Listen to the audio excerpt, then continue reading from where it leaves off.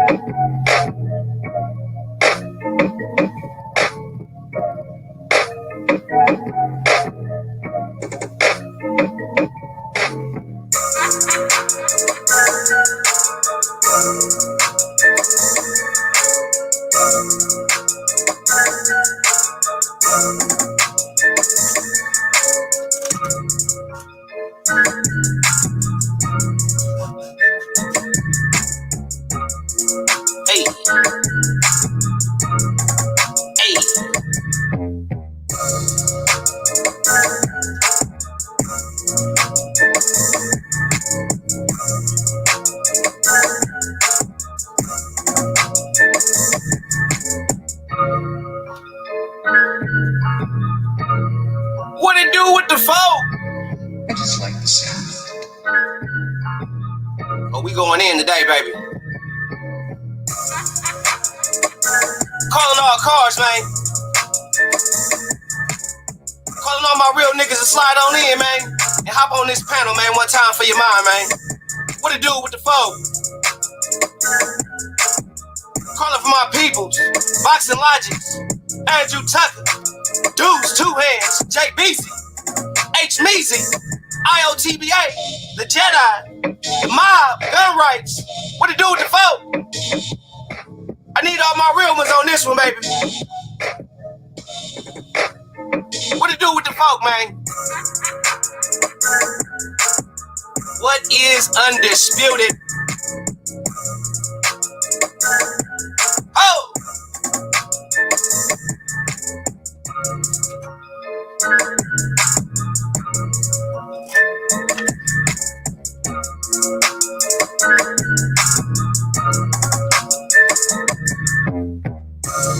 Yo, what's good, man? What the business is, man? It's your boy DT3, the Boom Beezy, man, and I'm back at you with another live Boxing Talk podcast, Boxing Talk 175. What is undisputed?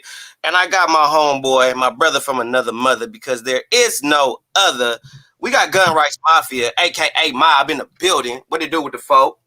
We finna cook on this boxing shit, man, because I'm kind of tired of hearing all this bullshit about undisputed this, who is undisputed here, who ain't undisputed there, and all that. But what it is to be undisputed, what it is to be undisputed in anything in life, that means you're not questioned or disputed. There is no questions.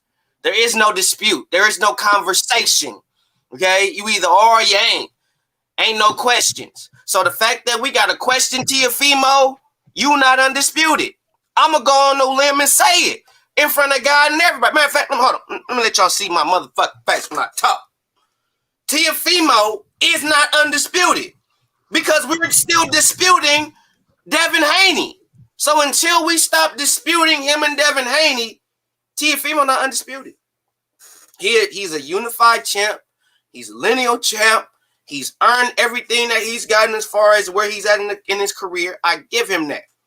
But he's not undisputed. And in my personal humble opinion, I don't think Errol Spence Jr. wants to be undisputed. I think he's just saying that because it sounds good. But when it come time to really put that shit in motion, he ain't about to do that shit. He ain't about to do it. I don't think Earl wants to really be undisputed at welterweight. I think he wants to get his bones, make his money, make a name for himself at welterweight. Honestly, I believe that once, like I said to y'all many, many times, once Jermell Charlo move up to 160, because Jamal Charlo is going to move up to 68 to chase so-called Chase Canelo. That's when Errol Spence is going to slide his whole ass on up to 54 and make it seem like Terrence Crawford don't want to fight. Terrence Crawford this. Terrence Crawford want this. He need to take this or this. Da, da, da, da, da, da, da, da. And I'm here to tell all y'all, Errol Spence, Teofimo Lopez, ain't none of them Floyd Money Mayweather. They ain't even Canelo. So all these dudes so-called trying to shot call, all they doing is showing you a different way of ducking. And they making it seem like they making power moves or boss moves when really all they doing is ducking. Ryan Garcia is a perfect example of a duck. All right, this dude say he got mental health issues, right? Mental health issues. And there's nothing that we seeing to give us any indication that he's really living a hard, harsh life. That's not to say that he's not. But at the same time, when we see he say he got mental health issues, and then after you say that, you kicking it, you partying, you look like you living your best life. You don't look like you're going through any type of depression or nothing. Then we seeing all these commercials and these endorsements like you just kicking back, collecting checks. And I really feel like you saying mental health, because I think the part that's mentally disturbing for you is all the clout now that you done built. All the fame and notoriety that you done built. And now that you got all this fame and notoriety behind you, it's a little much for you. It's a little too much for you to deal with, to the point where the brand that you've built for yourself, you can't fuck that off by taking a loss in the ring, by fighting somebody who may have the potential to beat you. Because honestly, I think Javier Fortuna got a little more pop than Luke Campbell. And in my personal humble opinion, Ryan, you a little chinny. And you get caught with the right punch, you going down or to sleep. That's not to say that you're not a good fighter. That's not to say that you won't do much in the sport. But when you start fighting the top dudes, that's when we really going to see where you really at. And I think that's the problem with a lot of you guys that have the star, the it factor. They're going to carry you through your career. And then when it comes time for you to fight these bigger names or these better oppositions, y'all gonna find every avenue, every venue, every means to get around that, because the thought of a fight being a 50-50 fight, the thought of you actually going to lose the fight is a little much. You're not going to go into a fight where you might lose, where there's a high percentage that you may lose. You have to go into a fight where you know you're gonna win. And that's to say about a lot of fighters. A lot of y'all do that shit. I think he kicking back, trying to get that chin right, because that knockdown, I think that surprised him. He was like, "Oh shit, yeah, motherfuckers can crack me. Yeah, let me go ahead and go back to the drawing board." So that's all it is. He'll be back, but as far as how far he can go, before that fight, I thought he can go a good distance, with certain fighters. But now that he got floored, I don't know about that. You feel me? He might get caught by Tank with an uppercut and be going night-night. So he going night-night. I got to go back and assess that fight. But, we'll see, man. He young, though. You feel me? He can afford to take a little time off. But if he planning on retiring in 4 years like he been talking, I don't know. I don't see how that's going to come into play as far as a benefit to him. Mm-hmm. What's up with IOTBA? Let's get on this bullshit. What you do with the vote? Man, y'all know how I'm coming, man. This your boy, Mr. IOTBA, Mr. 214, Senior Dos Uno Cuarto, Senior Dos Catorce, Mr. Undeniable, Mr. These boys can't touch me on my worst day. Shout out to my dog, DT3, the boom, man, you understand me? Reaper gang, you understand me? Shout out to Gun Rights in the building. Shout out to the whole chat, who in the chat.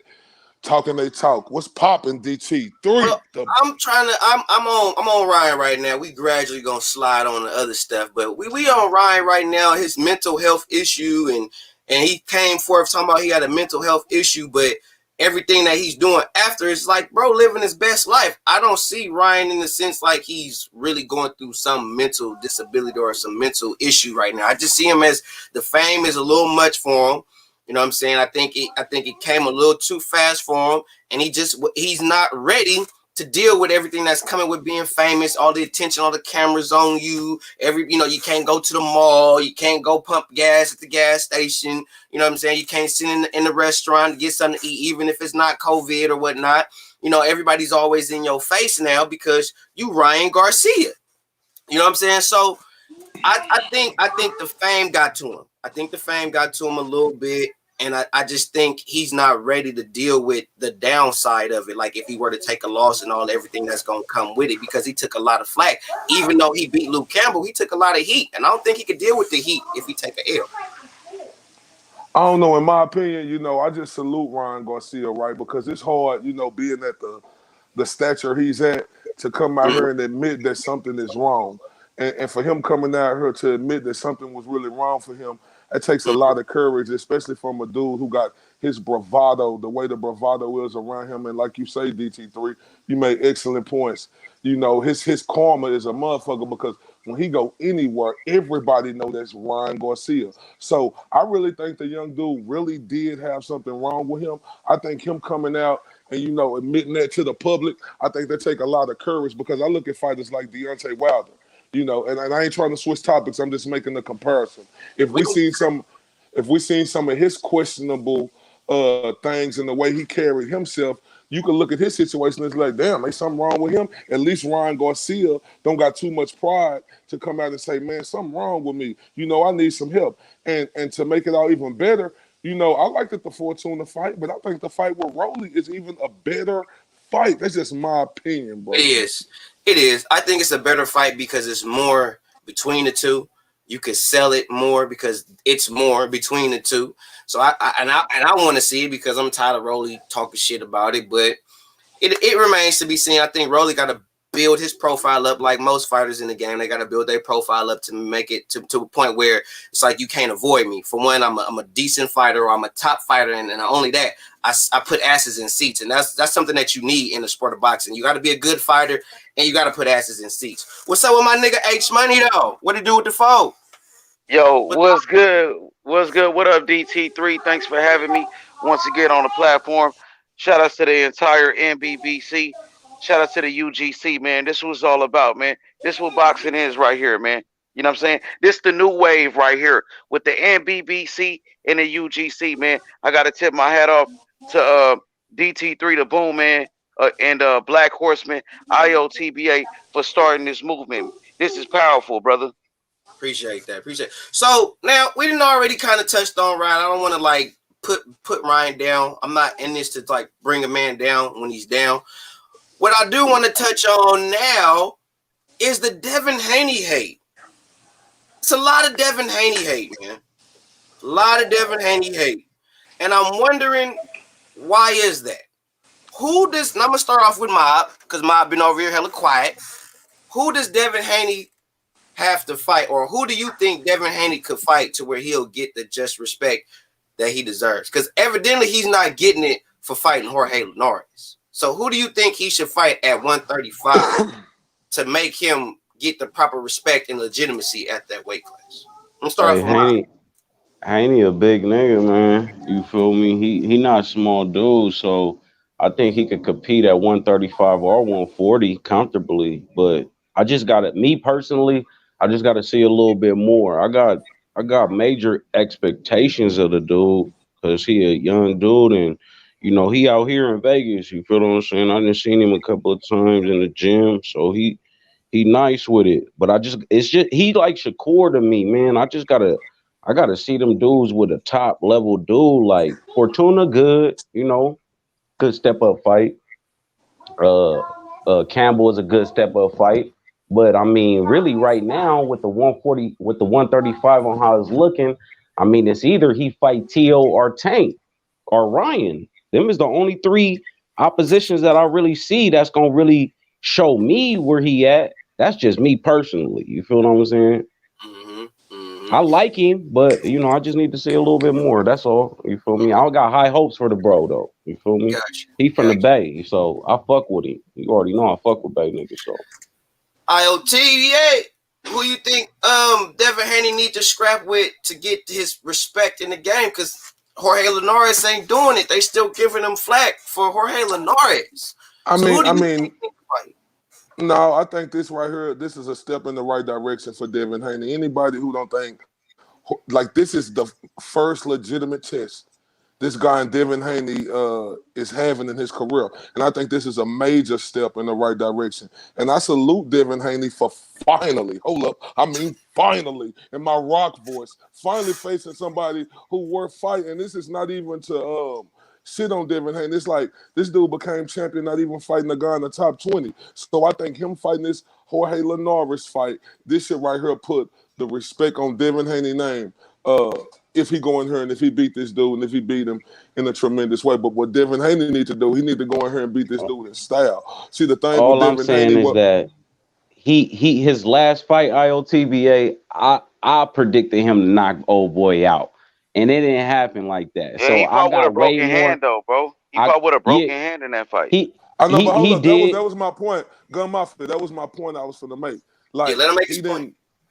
He didn't put on it as an impressive performance as because we look at Devin Haney as highly, so we look at him to put on a better performance than that. But that's okay because he a young fighter and he got a chance in this Jorge Linares fight to right his wrong. Even though he won every round in that fight, it just wasn't impressive. And I don't care how much of a fan you are of Devin Haney. If you look at that fight against a dude in Gamboa who has been washed, for a long time since he fought Terrence Crawford, that wasn't an impressive performance in my opinion. But he has a chance to right his wrong in this Jorge Linares fight. Gotcha. True. I like I said, man, I think highly of the kid. You feel me? And if he had a broken arm, a broken hand, that's cool. I didn't know that, so don't write me off on that one. But I didn't know that. But I'm just saying that I'm waiting for him to fight one of them three dudes that I said. You feel me? Linares is a good fight. It's a right direction. I'm not knocking that. But after that, I need to see one of them three dudes. You feel me? Period. So PJ, what it do with the foe? What's going on with you, man? We cooking. Who do you think? I'm gonna ask you, then we're gonna move on to the next question. Who do you think Devin Haney should fight to get some sense of respect and legitimacy at 135? Or do you think, just like what IOTBA said, do you think the Jorge Linares fight is a right direction for him? Is he already fighting that opponent that's going to solidify himself in the division? Oh, my boy PJ froze. Where you at, PJ? Oh, my boy froze. Anyway, so we're going to move on. IOTBA, you out here in Texas. You out there in Texas, man. What is the status on our unified welterweight champion, Earl Spence Jr.? What's the status? What information do you have on the unified champ and welterweight? That's what I want to know. No, nobody knows, bro. It's like this guy in Earl Spence, like he don't understand why a lot of fans around the world are disgusted with him right now. It's not that Earl Spence isn't a great fighter, because if we all look at him, that's an extraordinary fighter to be the IBF and WBC champion. And we can look at his skills and see he has the skills to pay the bills, but it's disgusting as boxing fans. We call this dude Earl the Truth Spence. I call him Earl used to be the Truth Spence Jr. because this guy went from a guy who was ferocious. I want to fight everybody. I want to do this. I want to do that. Until this guy said, I ain't going to be like, that's why people like me, because I ain't going to be like them other guys is. They know I'm going to fight everybody. But what is he doing now? Nothing. We don't hear no status. It's like Earl Spence have turned into this arrogant guy. Let me tell you something like this. People say, oh, the money changed him. No, money don't change you. Money just monopolize who the hell you really are. You understand me? So it ain't about that he's been changed by money. It just monopolized who he is. And it's disgusting as boxing fans to have one of the pioneers, one of the leaders of the new generation in boxing, to be acting like the way this guy is acting. And I just think it's a disservice to boxing, period. I don't care where you're from. We must call the BS for what it is. That's the thing. I was wondering, like, when Ugas got the WBA, when Manny Pacquiao basically just vacated the WBA and they just gave it to Ugas, I didn't like that. Ugas didn't have to fight for that shit, for real. He didn't have. They just gave it to him. They just promoted him to that shit. What to do with Ralph? What to do with the foe? And I didn't like that. Give me a second. I'm gonna jump back in, P. I'm gonna jump back in. Let me jump out and jump back in. My shit tripping. All right, bet. So I didn't like that. So the fact that he didn't have to earn his world championship and then he just get placed right in the fight with Errol Spence is like, you know what I mean? It's like you could have fought Bud. You could have fought Bud. You know what I'm saying? But you finding every avenue to avoid Bud. But you saying you want to be undisputed and shit. And everybody's saying he's going to do it and that's what he said. And I'm like, all right, look. If he beat Ugas and he has all the belts except for that WBO strap, and then all of a sudden he don't fight Bud, and then he move up to 54, and he say for whatever reason Bud this or Bud is that, da da da da da da. I mean, I don't think the fight gonna happen. I'm gonna just be honest with you. I don't think Errol Spence chance Bud Crawford. I don't think that fight gonna happen. I don't see it happen. You know what I mean? I see it being good publicity for both fighters because all publicity is good publicity. But as far as us really getting to see we're not getting that. Hey, you make an excellent point, DT3 the Boom, man. Like, why Ugas? Look, it's like the essence of boxing is where all the boxing fan and media and people who cover boxing, they don't understand. We the fans, we are the real bosses of boxing. Let's get that understood. We are the real bosses of boxing. And Earl used to be the true Spence Jr. Nobody asked for that your Gainus Ugas fight. We ain't asking for that fight. Remember DT3 the Boom, man? This was the same guy who said, I can't feed my kid belts. Didn't he say that?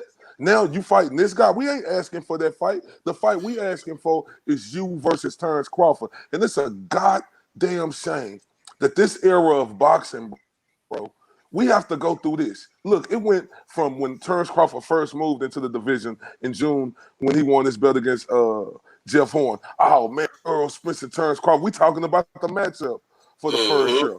Then the second year come, we still talking about the matchup.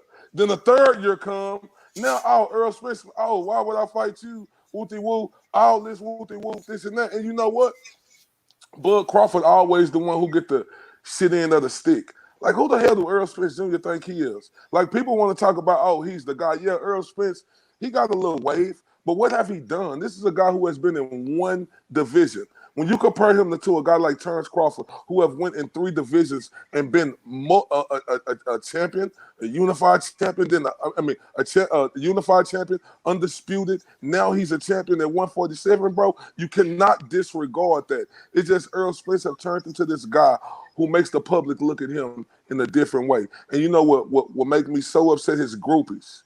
These Errol Spence groupies, they are worse groupies than the Pac Tarts and the Mayweather groupies was. Like these guys right here, in their opinion, Earl can't do no wrong. These was the same guys, DT3, who was out here talking shit about Keith Thurman when Keith Thurman was doing this, Sean Porter was doing this, Danny Garcia was doing this. But now they can't get a man's that same smoke that they was giving them fighters who weren't trying to fight their mans. Like, I don't get it, bro. That's that BS, man. That's that BS that they be on.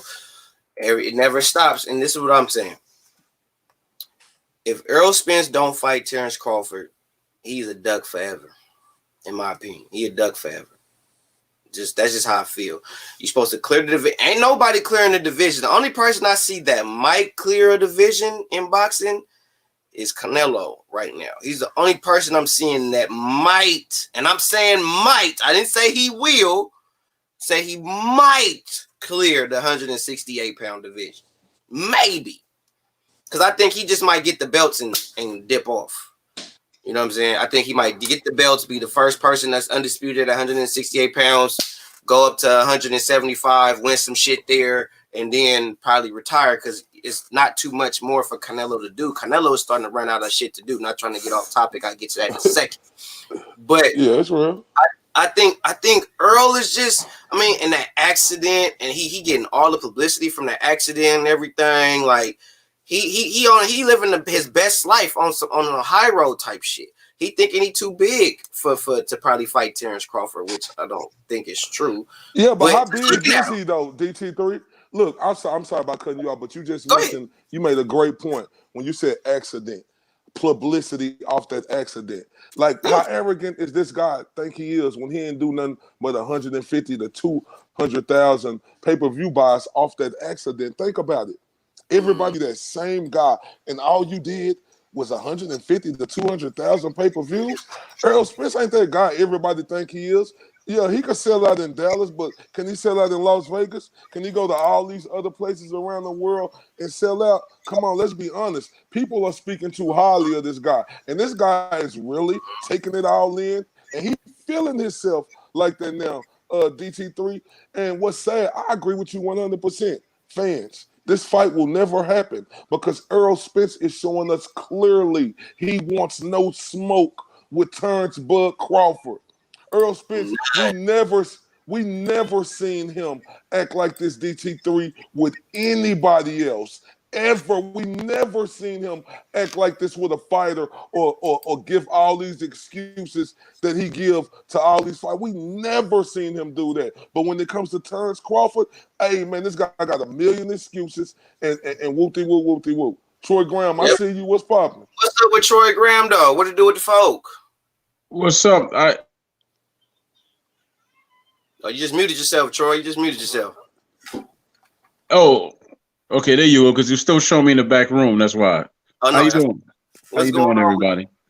Nothing, chilling, man. Cooking. I'm finna dissect this Wilder video as y'all just saw me put up. I'm finna dissect that and let y'all know that what y'all see is bullshit. Okay, good. Ain't Okay, nothing special. okay. Well, I definitely Capping for this nigga. I definitely hold on for that. Now, you know, who's this gentleman you have here? This is Mr. IOTBA.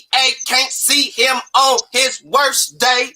My nigga IOTBA back on that bullshit. I don't know if I ever heard about that cat. I know.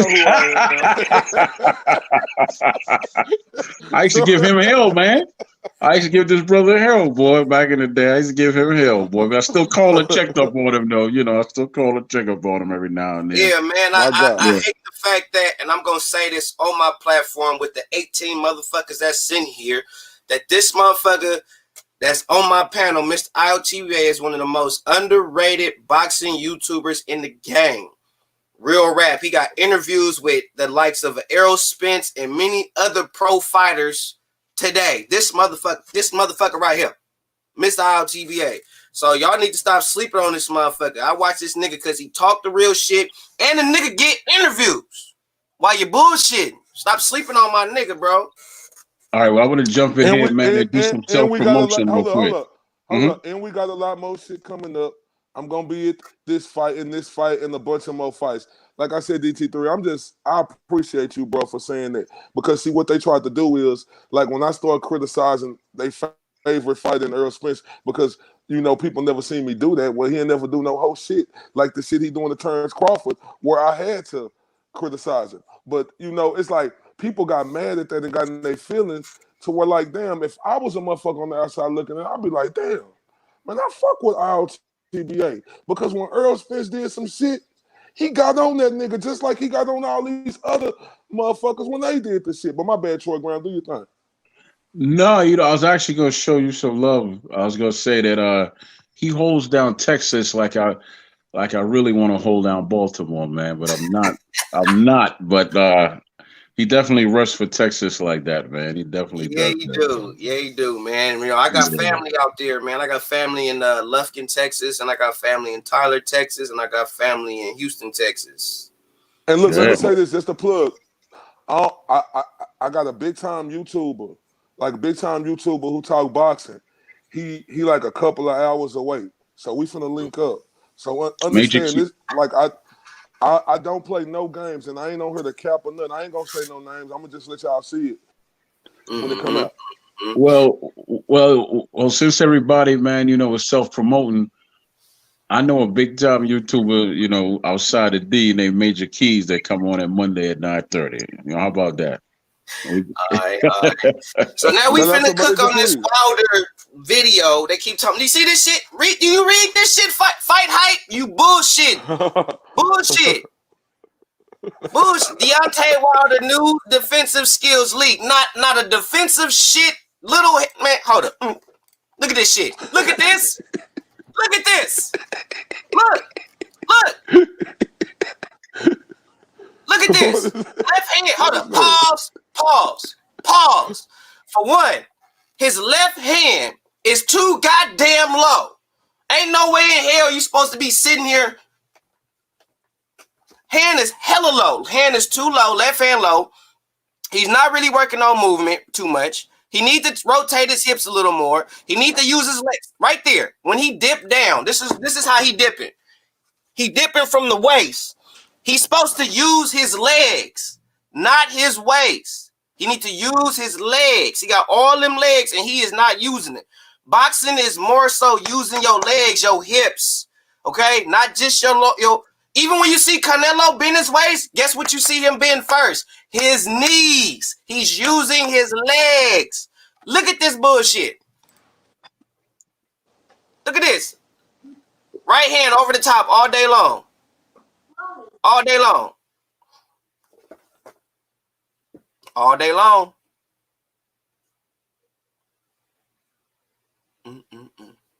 Terrible. I am not impressed by this. I am not. Just look at this. Like, how are y'all impressed by this?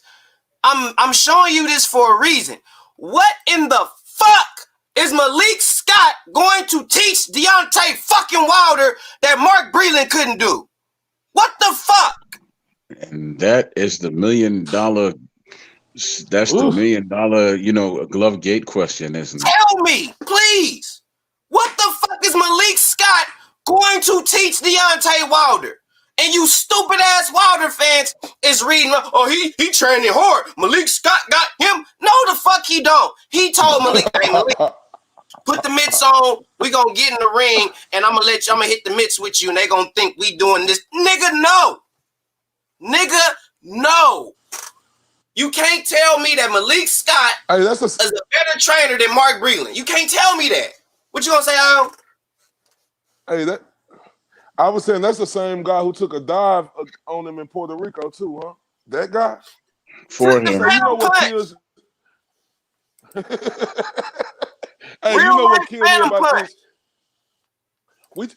And you know what, DT3, you make an excellent point, bro. That's why, anybody who fight Deontay Wilder, it's my campaign, knock him out for Mark.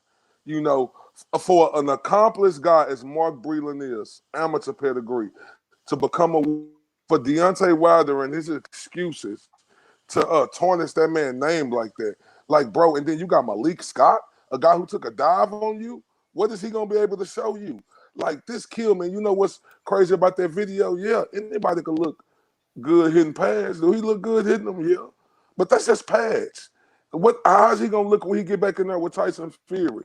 Do we think this man who 37 going to actually get better?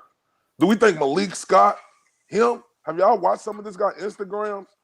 Malik Scott, one of the weirdest guys I ever seen in my life. I like him.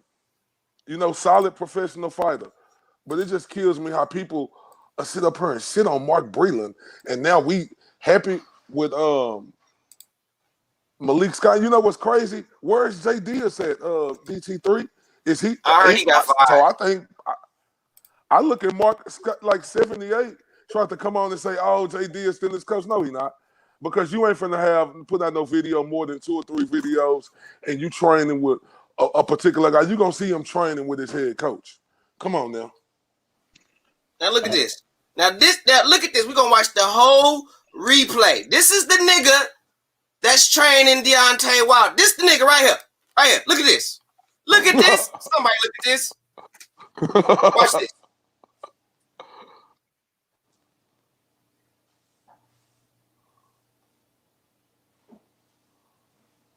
Goddamn shame. Biggest shit stain in boxing. Ain't that a bitch?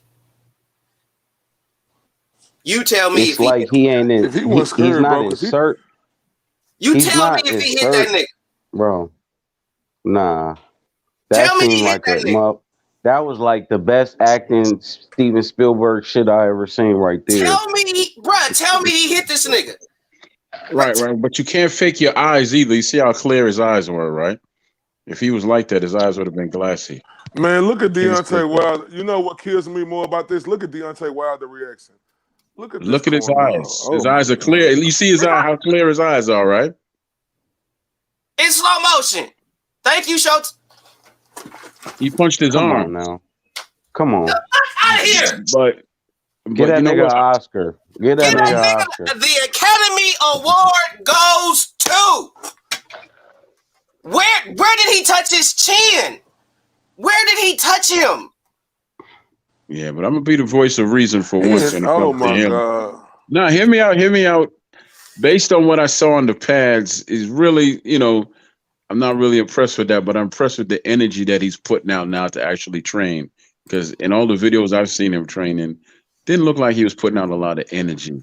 So We got to see what it's going to translate like in real life, in the I real got that. ring, though. I got Because that. if you can put side to side with training, you feel me? Deontay Wilder seemed like when he throwing the jabs, he's timid in training. But if you look at like Canelo or a Floyd or something, you can see that every time. You feel what I'm saying? That he throwing that motherfucker. So it's a mentality that come along with that shit. And I just don't think Deontay Wilder, out of everything outside of the power punch, he giving that energy in as far as when he throwing that punch. And I see it on a lot of fighters, bro. On a lot of fighters, they not giving that same energy. Like, you box how you train, and when you see a motherfucker hitting that pad and you see that shit shaking and he and sweating and shit, you know that it's coming in a real fight.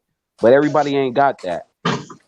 What to do with the folk? We got my man I am Shane in the building from my man G5 TV. What to do with the folk, Shane? What's up with it? Thanks for having me, bro. Thanks for having me. All Shout out to good, everybody man. here. I had to get you the invite, man. It's only right, bro. You know what I'm saying? Thanks. It's only right. Shout out to everybody in the live as well. Shout out to everybody. For sure, for sure. We cooking What's on up, Wilder pimp? training with Malik Scott. What's your take on Wilder training with Malik Scott? We just showed the video of him hitting the mitts with him, and we just also showed the video you just saw of Wilder's knockout of Malik Scott, and that's the guy that's training him. What do you think that Malik Scott is going to do for Deontay Wilder that Mark Breland couldn't do? I mean, I don't even feel like it's something that Mark Breland couldn't do. I just feel like Wilder's lacking a lot of confidence, or he probably was lacking a lot of confidence after the knockout. And I feel like Malik Scott was probably someone who was there for him during his darkest time. So he's probably just rebuilding. And I feel like due to Malik Scott being there when he was at his lowest, it's kind of like, I'm going to stick with this guy because he was there when I was on my face, kind of thing. That makes sense. Makes sense. So I what don't was he even think doing? it's a Massaging his technical shoulder? Hold up. What was he doing? Massaging his shoulders or something when he was crying because he lost one fight? The fuck? Well, I don't Like, know. for real, To be honest, he I was don't know. But massaging He don't know, but Hey, this the same dude that was over there at GTV, right? G5 Jeff, yeah. Yeah. You were, hey, what I tell you about that Canelo fight, boy? Didn't I tell you that he was gonna end that shit before the 10th? Y'all was saying that it's gonna go 12 rounds and shit. I told y'all Bro, that you were shit was gonna 100% end. right. You were 100% Yeah, right. cashed Bro. in You're too. 100% You right. feel me? You're 100% right. But now that's how I feel. I don't feel like Wilder is. Hey, but so hold up. You said Go ahead, sorry. Alex. Go ahead. no. Go He ahead, said no. I just want to respond to G5 TV because he said he was there at his lowest times. I mean, he don't got family I and am friends saying there that's at not his G5. lowest times. Like, No, when I'm saying so his when when I'm saying his lowest time, I mean it's after his first loss, isn't it? So naturally in your career, that's gonna be the lowest point of your career when you lose. okay, so he was massaging his shoulders and telling them that Tyson Fury had some in his gloves and telling them that Mark Breland put I some don't even in his know. water. Maybe. No, I'm I saying don't no. know. I'm just asking. I'm trying to see because you said he was there for him, so he was telling him, "Oh yeah, Mark Breland put some in your water. Yeah, that suit was too heavy. Your legs was gone. Yeah, Tyson Fury had some in his gloves. He could have been. He I probably. wouldn't be we surprised. not even gonna entertain all that shit. We not even gonna entertain all that shit because we already know that all that shit bullshit. We not even about to entertain it. You feel me? No, I'm just saying like. No, I'm saying like my point was like, how can you trust a guy who took a dive against you? Like, would you trust that guy to be your trainer? I personally wouldn't. No, I personally wouldn't. But this is Wilder we talking about, and I think what he's trusting him because for one, he probably, like I said, he took a dive, and after he took that dive, they remained friends after. So I think it's because he's probably more comfortable with Malik Scott, and Malik Scott ain't gonna force him or try to force him to do shit. So if Wilder don't feel that's my point. That's my point. If he don't want to train, Malik gonna be like, all right, we ain't training. Versus Mark Breland gonna be like, what the fuck, bro? Like, you heavyweight champion world, we gotta train. Like, we can't, you know what I'm saying? So Malik Scott's probably more prone to let Wilder do whatever the fuck he want to, versus Mark Breland is like, bro, we gotta hit the gym, and they probably was going back and forth about that. So I think when Wilder lost, Malik Scott probably was there rubbing his shoulders, telling him, baby, it's going to be okay. We're going to get through this together. Me and you. All my life, I had to fight. We're going to make it. Like, he probably was. He probably was there talking about, it was the that shit is a visual of change. All it is a visual of change for the media and for the fans to make it seem like it's a change in his training camp and what he's going to do. Go ahead, IOTBA. But the thing is, when we talk about Ryan Garcia and his mental, like, so this shouldn't question Deontay Wilder's mental and how he thinking and what he's doing by having this guy. You know, if 100%, you know, if people thinking, hey, this guy was here for me in my heart. Of course, I 100% agree. I feel, to me, so I just don't know. Like I say,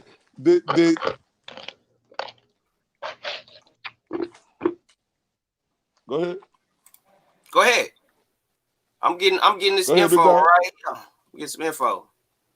All I was gonna say is that you got to remember his whole energy is built off of the fans. You feel what I'm saying? So his energy on far as who he picked as a trainer in the past, absolutely. You know, and that's good enough for some people. That's good enough for some people. Not maybe for me and you, as far as looking at boxing as a whole, but for some people, that's good for them. They gonna run with that. Yeah, that's all they needed was to see him hit the pads, and it's all good. And he looking. The biggest story right now is look at Wilder working. He got a different trainer. You feel me? He ain't fucking with old boy no more. He gonna be good. That's what the narrative is right now, man. That's what they running with. And he ain't looking better. He not looking sharper. He not looking like a better fighter. And the cold part about it, he did this shit. And IOTBA, you saw the interview, I think it was on the Boxing Voice. He did this right after he told them niggas, I don't run, I don't hit the bag, I don't do this, I don't do that. And then you do this shit. Cap. That nigga out there shooting big 50 cows and shit, fucking with his shoulder and shit. Look, man. A little bit of good in this boxing game can erase a lot of bad with some of these delusional ass fans. Just understand that. So, Cap. Tyson Fury just came forth and opened his whole ass mouth up. Quick thing too. It's like we can all see. Go ahead, Aaron. Oh no, we can all see clearly that Malik Scott is his new trainer. We can all see clearly that Malik Scott is his new trainer, right? So the way he came out and publicly tarnished and fired Mark Breland, why is all this under the door? Why has everything been quietly done for the white man and Jay Diaz? When he just fight the power dude, he came out and tarnished the black man, but he let the white man go so easily, you know, with like no publication or a reason why he let the white man go. And Malik Scott is in his corner like, I don't understand these dudes who out here be with that fight the power stuff. That's why I say when you try to go that route, you need to look at everything you're doing because we seen how he did the black man, the accomplished black man. Now we see him with Malik Scott. We don't see Jay Diaz. Did you go? Can we hear how you let him go? I'm just saying. I'm sorry. Look. Everybody on the Black Panther shit, but ain't nobody out there passing out turkeys like Bumpy Johnson. So niggas need to stop with that shit. You feel me? Niggas need to stop with that. You feel me? But I hear what you saying, bro. Let's see what this nigga Fury talking about via Fight Hype. Shout out Fight Hype. Tyson Fury, the Gypsy King. Got some massive news for you all, guys. I've just got off the phone from Prince Khalid of Saudi Arabia. He told me this fight's a 100% home. August 14th, 2021, summertime. All eyes of the world will be on the Kingdom of Saudi Arabia. And I cannot wait, repeat, cannot wait to smash Anthony Joshua on the biggest stage of all times. This is going to be the biggest sporting event ever to grace the planet Earth. Do not all eyes on us. Peace out. God bless. See you all in Saudi. Yes. Get it.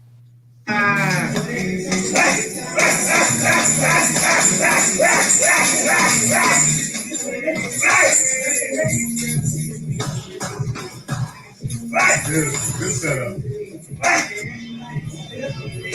Oh yeah, that's it. That's it right there.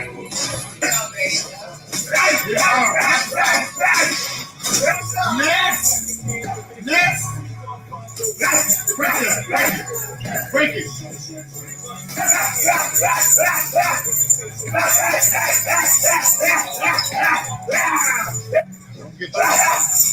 Don't get an idea, get your hands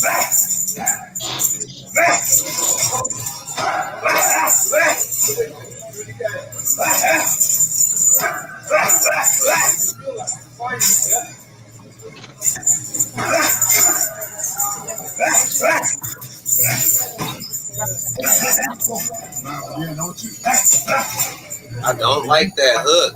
I don't like that uppercut. I don't like that. I do not like that.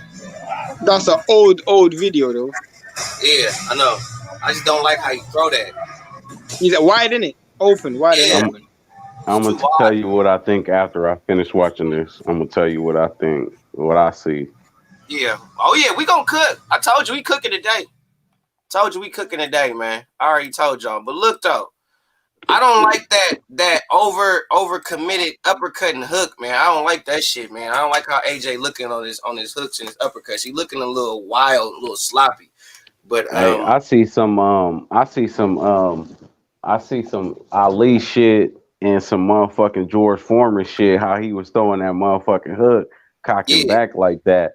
So if Fury can keep on the outside and keep jabbing, he can keep AJ off of him. But it's just a matter of keeping, that discipline when you going for that knockout, or if you even trying to do that knockout. But Fury just needs to stay on the outside and he could beat AJ. As far as I'm just talking about the video. That's just all I'm talking. I'm referring to what you just showed right now. Right. Shane, what's your take? Based on what you see? Based on what I see, I don't think I know much of. No. Go ahead, Shane. Go ahead. Okay. Yeah, I don't think I took much from it in the sense that I don't think either fight is going to be that offensive and that aggressive because it's a big fight. And I think at times they both might be a bit gun-shy. Huh? Yeah. Go ahead, Shane. I think they both might be a bit gun-shy at times. So all of that wide shots and them wide uppercuts and open uppercuts, I don't really think that's going to happen in the actual fight. I just feel like, again, they're just training simulations and they're just trying to, again, maybe increase power and stuff, but I don't even feel like that's the actual game plan, to be honest. H Meezy, what it do with the folk? I see you came back. So I just showed the video of Tyson Fury confirming the fight. It's supposed to be in August, and then they also showed some film of them training in preparation for the fight. From what you can see, from some of those videos are old, they're not really that current, but some of them are. But from what you've seen, what's your take off of what you see? Man, I'm excited. I think Tyson Fury is the best heavyweight in the world. Tyson Fury, he dominated Deontay Wilder. Tyson Fury looking sharp. He's been in the gym. He's been training. Tyson Fury's on top of his game right now. I think Tyson Fury gonna knock out Anthony Joshua. We know Anthony Joshua is a great fighter, two-time heavyweight champion, Olympic gold medalist, but he's been beat before. We know Anthony Joshua got stopped by Andy Ruiz. Andy Ruiz came out of nowhere on a 5 weeks notice, out of shape, looking fat, slobby, and sick, and he knocked out Anthony Joshua. You know what I mean? I got to go with Fury. Fury's been looking better and better, and Fury looks very excited. He said he wants to smash Anthony Joshua. So I got Fury in this one. I think Fury is the better fighter. I think Fury got better skills. Fury beat better guys. I'm going with Tyson Fury. Got you. IOTBA, based on what you just seen, what do you take off of what you just saw, IOTBA? IO. I mean, it's hard to take because we all technically fear. Can you hear me? Yeah, I hear you. I Hear got you. Yep. Can y'all hear me? You good? You good?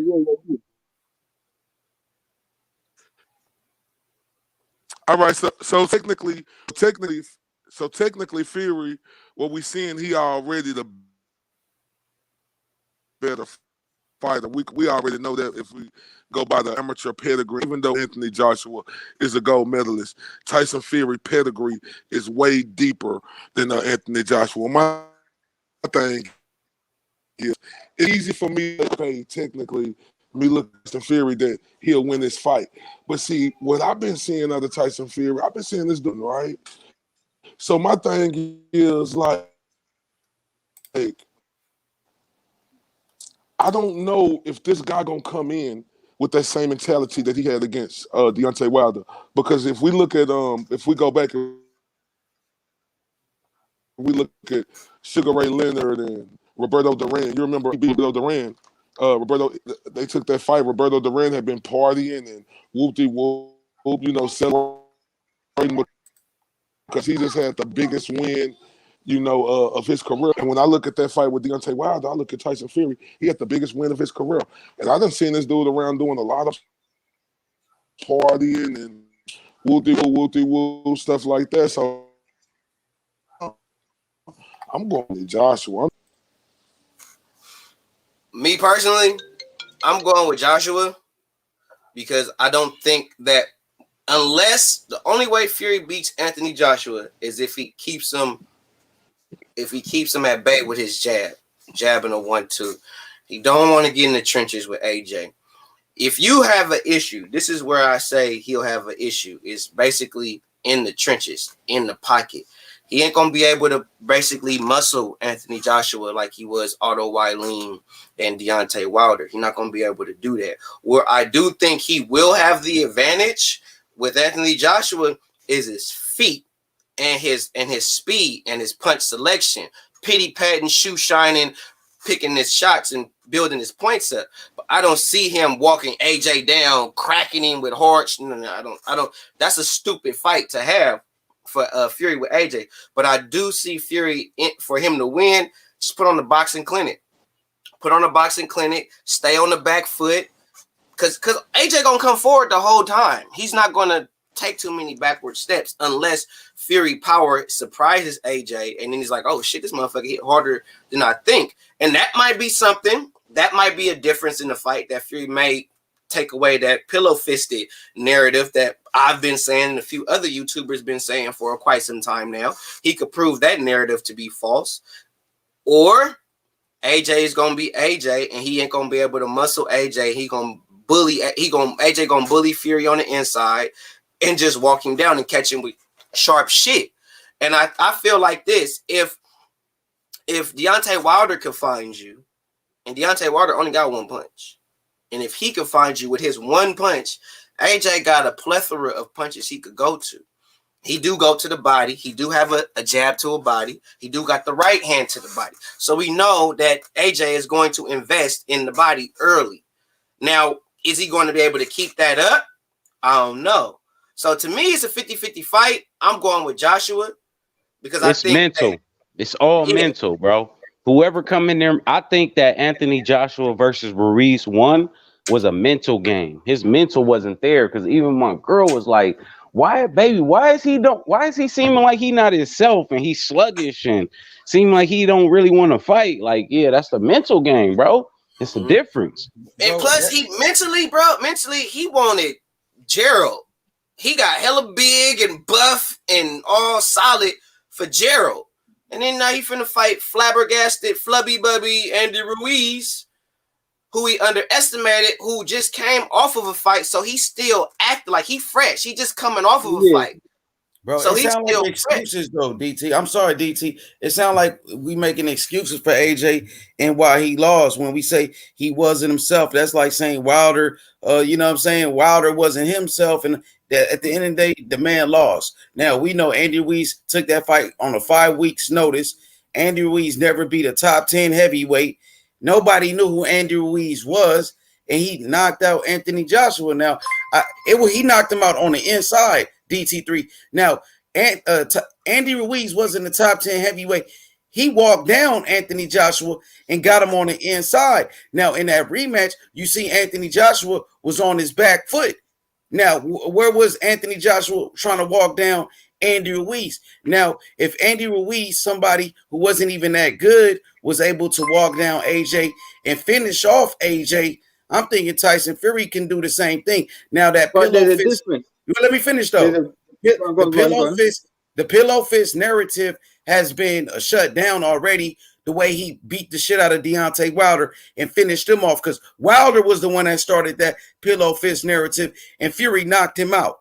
So I mean, Sugar Hill got Tyson Fury sitting down on his punches. Tyson Fury has increased his power, and we know Anthony Joshua don't have a chin like that. So I mean, if AJ want to go on the inside with Fury, it's gonna be a big time problem. Fury's a better inside fighter. I think Fury gonna stop him.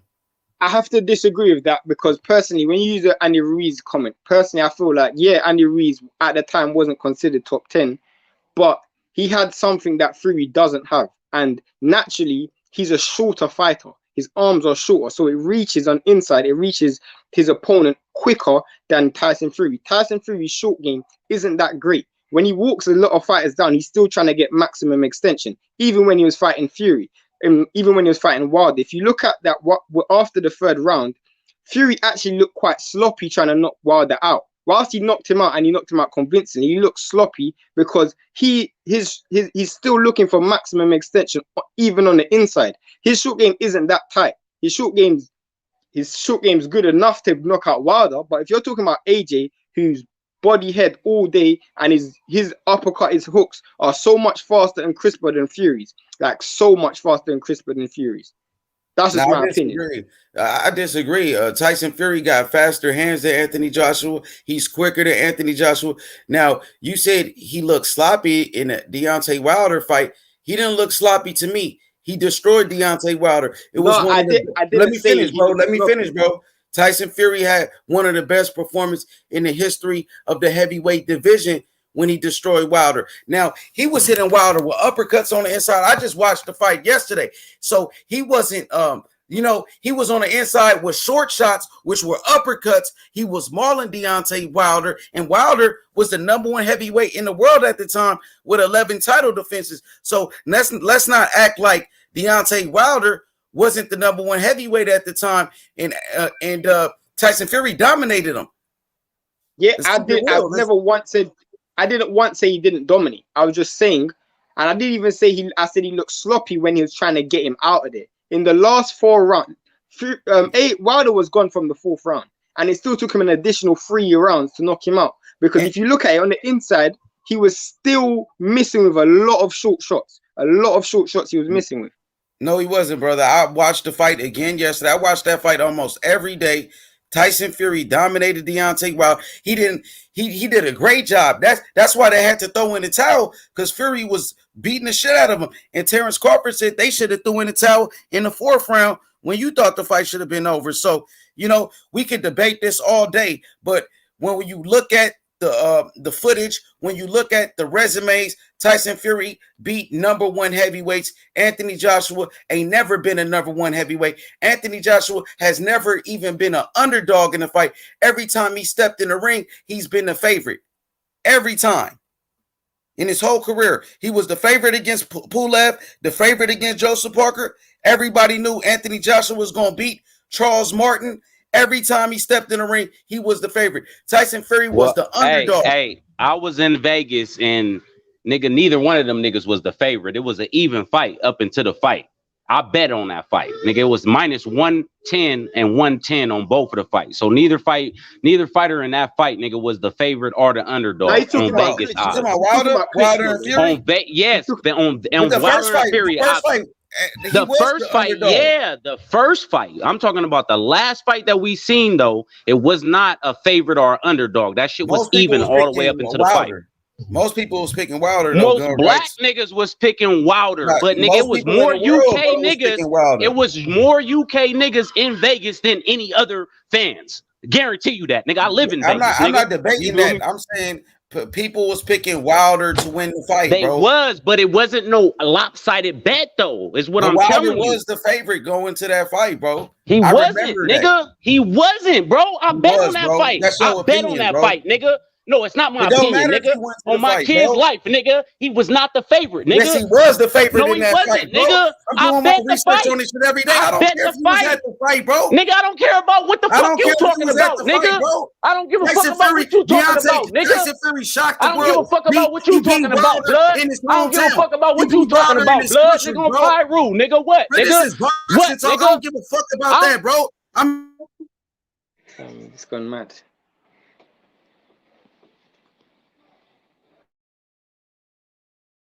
You've muted yourself. You mute yourself. What I miss? I ain't none of the niggas that you be arguing with on the internet, nigga. Guarantee you that, nigga. Nigga, you shut the fuck up, nigga. You shut the fuck up. You a bitch, nigga. You a bitch, nigga. On West Side Project, nigga. You a bitch, nigga. This nigga's a bitch. Pause. Everybody. Jesus. All right. So what I heard, you that. Bitch ass nigga. Hey, can I talk nigga, I smoke your bitch ass, nigga. Fuck you, nigga. I smoke your bitch ass, nigga. Fuck you, nigga. You's a bitch. Y'all just go sit backstage. Y'all sit backstage. I love you. But y'all sit backstage. Y'all think about that for a second. And I'll let y'all slide back on once I know y'all calm down. You know what I'm saying, Mob? If you can text me. Let me know you Gucci. You just sit backstage for a minute, and then we'll slide you back on the panel. Okay? But to Gun Rights Mafia credit, the nigga live in Vegas. He does get all the Vegas betting odds. To keep it real is literally just a misunderstanding. Because what Gun Rights was saying was actually true. He was actually saying that there was no favorite, and that's a fact. Buying betting odds. It's difficult to talk about demographic. If you're talking about what black people thought or what white people thought, it's different, isn't it? But by betting odds, he was a favorite. There was no favorite. That's just the facts, isn't it? Just by betting odds, there was no favorite. And that's just me. That's me speaking from a person who actually lived in the UK. There was still no favorite. Not even in England. Some English people thought Wilder was going to win. So there was no favorite. It was an actual 50-50 fight. For real. That's what I saw. You know what I'm saying? It was an actual 50-50 fight. But what I was going to allude to was that Fury cannot, and I hear you, H. I hear you. I get it. You on the Fury train. I'm not knocking you. But I'm just saying, attribute-wise, Joshua is the physically stronger of the two. All right? Is he the faster one? I wouldn't say he's the fastest. But I do say he's the more disciplined of the two. And I do think whoever, like what Gun Rights said, whoever got the mental right in that fight is who gonna win. Now, H, I'm not trying to make... what you gonna say, Shay? I was gonna say, bro, this is where I feel like my point was being misconstrued. Just because you're faster than someone doesn't mean your punch is gonna land before someone. So, for example, if we're on the inside and my arms are shorter than yours, but you're faster than me, I'm going to land my punch before you because my punch is traveling a shorter distance. So, just by using that logic, AJ has shorter arms than Fury. So his arms will has less distance to travel. So his arms on the inside is going to reach the destination before Fury's does. It's just physics. If I throw a punch and I have less distance to travel, I'm going to land before you land. It's literally physics. That's what I don't think that Fury is going to muscle AJ on the end. I just don't see him doing that. He couldn't do it with Otto Wylene. You know what I'm saying? He couldn't really. I mean, Otto Wylene gave him a little issue. And if Otto Wylene is giving you issue, we all know who got the better skills, Otto Wylene or Anthony Joshua. Anthony Joshua has a different punch selection. And what I was going to say pertaining to the Andy Ruiz situation, because I didn't get to say because I had to go shit. But the Andy Ruiz situation, he went into that fight, and I'm not making an excuse. I'm just telling you what it is. Now, I'm going to let you guys back home. I'm just telling you what it is. I'm not trying to make no excuses for him because a loss is a loss. But I'm telling you, if I'm mentally preparing for Shane, like me and Shane supposed to fight. We finished fight for the IBF strap. I'm weeks and months in advance training for Shane. All I'm thinking, Shane. 2 weeks before the fight happened, right? I'm preparing for Shane to do his boxing shit, be ready to outbox him and all the shit. And then here I come. I'm hearing, oh, you finna fight this dude named Gun Rights Mafia. You finna fight this nigga Gun Rights. Gun Rights Mafia ain't no slick boxer type nigga. He a brawler. He coming to just walk a nigga down and beat the shit out of me. So now my mental is fucked up because I've been mentally preparing for this boxing style for months on months on months. And here come this motherfucker coming in here with this brawler style. And the way I trained, I'm not ready for that. I didn't train for that. So when I get in there, I'm prepared to fight a fight with a boxer, not a brawler. So when I get in there with this brawling motherfucker, he whoops my ass. Because I don't have the gas, I don't have the stamina, I don't got the endurance to deal with that because I did not prepare for that. What was the key word you said in that? What was the key word you said? Mental, right? Ain't that what the fuck I said? Mental? Yes. Okay, then. Yes. Checkmate, nigga. So he wasn't prepared for that. So when he came around the second fight, Anthony Joshua knew I can't fight Andy Ruiz on the inside. That fat fuck is gonna beat my ass. So in order for me to beat him, I have to stay on the outside and box him. If I go on the inside, that's like Floyd. I hate when people get at Anthony Joshua for picking that way of fighting him. If Floyd would have chose to fight Marcos Maidana on the fucking inside for 12 rounds, what the fuck you think would have happened to Floyd? First fight, he went toe-to-toe with him. That's because he could, and he knew what to do. He was playing with him. You could see him on the ropes like, slipping, dipping, diving. He was playing with him. He showed you in the second fight, I was playing with him. I fought that fight because that's what I wanted to do. I'm dictating this fight. He thinking he controlling it by trying to walk me down and all that. I'm letting you do this. I'm setting traps for you.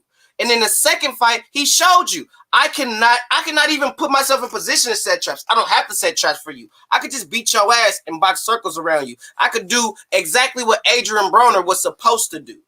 Because really, the first fight, all he showed was that, okay, yeah, you want to bully me? I want to show you I can fight.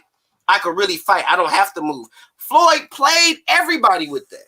Everybody. He showed you I could fight on the inside and I could box when I want to. I could fight whatever fight you think I can't fight, and I could do that shit, and I'm going to do it well. That's what Floyd showed you. That's what I got from it. So with that, what was you going to say, H? Yeah, I'm just saying, like, Anthony Joshua shouldn't get knocked out by somebody like Andy Ruiz. Now, somebody that's fat like you just said, why is he getting knocked out by a fighter of that caliber, bro? Andy Ruiz he's not that good. He's not. We just seen Andy Ruiz go 12 rounds with Chris Arreola, and Andy Ruiz got dropped by Chris Arreola. Andy Ruiz couldn't even stop Chris Arreola, but he stopped Anthony Joshua. What does that tell you? Chris Arreola, 41 years old, who been stopped by Bermain Stavern. Bermain Stavern stopped Chris Arreola. He been knocked out plenty of times, and Ruiz couldn't stop him, but he stopped AJ. AJ had no business losing to Andy Ruiz, bro. That's all that I'm saying. That's true. Technically, he don't got no business losing to Andy Ruiz. But he did lose to Andy Ruiz. I don't think nobody arguing if Andy Ruiz is great or was a under 20 rated fighter or any of that shit. We are just saying that nigga AJ mindset wasn't right for that fight. Whether it be like excuses, bro. It's not no excuse, nigga. It's just what we see. Like. You feel me? You seen right, that bro. Andy Ruiz wasn't a good fighter, right? That's what you he's not. Is that okay? If he's not, that's your opinion, nigga. That's back to your opinion. He wasn't a top 10 heavyweight when he beat him, bro. So how could he be you good? Can talk to other Mexican, you can talk to other Mexican fans, and they can beg to differ. That's what I'm saying. Who did he beat? Gun Rights? Who did It's Ruiz your beat? opinion. I'm just It's asking your who he beat, opinion, bro. though. What made him a It good don't matter fighter? who he beat. I'm We're asking talking you a about if question, he's a bro. good fighter or not. That's what we're debating, not his resume. If he's a good fighter or not. And niggas can disagree with you, nigga. Your fucking opinion is not always right. I just is what asked I'm you a saying, question, bro. nigga. H money. That's What I would nigga. say, Look, He's we can not back, good. nigga. We can AJ agree got to beat by disagree. a We nobody. can agree He to got beat by a disagree, nobody, nigga. bro. We can agree H to money. disagree, nigga. So what you We gonna can say, agree Shane? to Go ahead, disagree. Shane. I was Go gonna ahead, say, Shane. yeah. This is what I was gonna say, yeah. To H money. Okay, we can say AJ lost to Ruiz, fine, but we can't use one loss to determine his whole entire career. That's what I'll say. Like, whether you say he shouldn't have lost or not, that's an off night. That can't be used to define his whole entire career. Are we saying that Ruiz is better than Klitschko because he beat Klitschko? So we can't use one loss to determine his whole entire. This guy's had like 20 something fights and he's had one off night. So we can't use that to determine his whole career. I feel like that's a bit unfair. One off night to who, bro? That's the question. That's the question. Now we saying it's an off night. He wasn't. It sound like an excuse. Take the loss like a man. You know that's all, bro. He got beat. Now Tyson Fury ain't being beat yet. Tyson Fury been in there with Wilder. Wait, Wilder was the hardest puncher. Wilder was the hardest puncher, bro. Ray Robinson lost, nigga. A lot of great fighters Ray lost. Robinson What the lose fuck does to that Andy mean, Ruiz? nigga? Did he lose What the to fuck Andy? does that Getting mean if a emotional nigga over take a AJ. loss? What What does that mean, nigga? Right here, It's great, nigga, that took losses. It's great that took losses, nigga. Rach just cut the whole argument. She just cut the whole argument. Right here. This comment right here cut the whole argument. Andy Ruiz is Buster Douglas. So does Buster Douglas? But I was gonna say to H Money, you said that Fury didn't lose to Andy Ruiz. What I want you to do is go home and watch Tyson Fury versus John McDermott 1 and tell me who won that fight. Tell me who won that fight. Tyson Fury won the fight. You could look on BoxRec and see who won the fight. When Tyson you watch Fury ain't it, got a loss. We know Fury won the fight. You can't compare that to Anthony Joshua losing to Ruiz. You trying to justify his loss. You can't justify his loss, bro. He's stepping there with Fury. He gonna get stopped. He gonna get fucked up by Fury. Bet that. If you want to bet gun rights, let's bet. Put your money where your mouth is. That's the wrong thing. Nigga, let's bet, nigga. Let's bet then. When Tyson Fury fight, nigga, AJ, let's bet then, nigga. Fury gonna beat his ass. Then, nigga. Let's nigga, bet then, nigga. I hope you got $5,000, nigga. I hope you got 5,000, I got nigga. 500. I hope you got 5,000, nigga. What's up? $5,000, nigga. I don't bet hundreds, nigga. I bet G's, nigga. Exactly. I bet G's, nigga. I bet G's, nigga. You don't want no smoke, nigga. You don't want no smoke. 5,000, nigga. 5,000, nigga. Take it or leave it, nigga. 5,000. Matter of fact, 10,000. All right, so we already know. Pussy ass nigga, 10 bands, nigga. Nigga, you a bitch. Okay, so I gotta go to the back. I can't have y'all yelling like that. I can't have y'all yelling like that. I love the passion, but no. I can't have y'all yelling my like that. point is, yeah, it's very simple.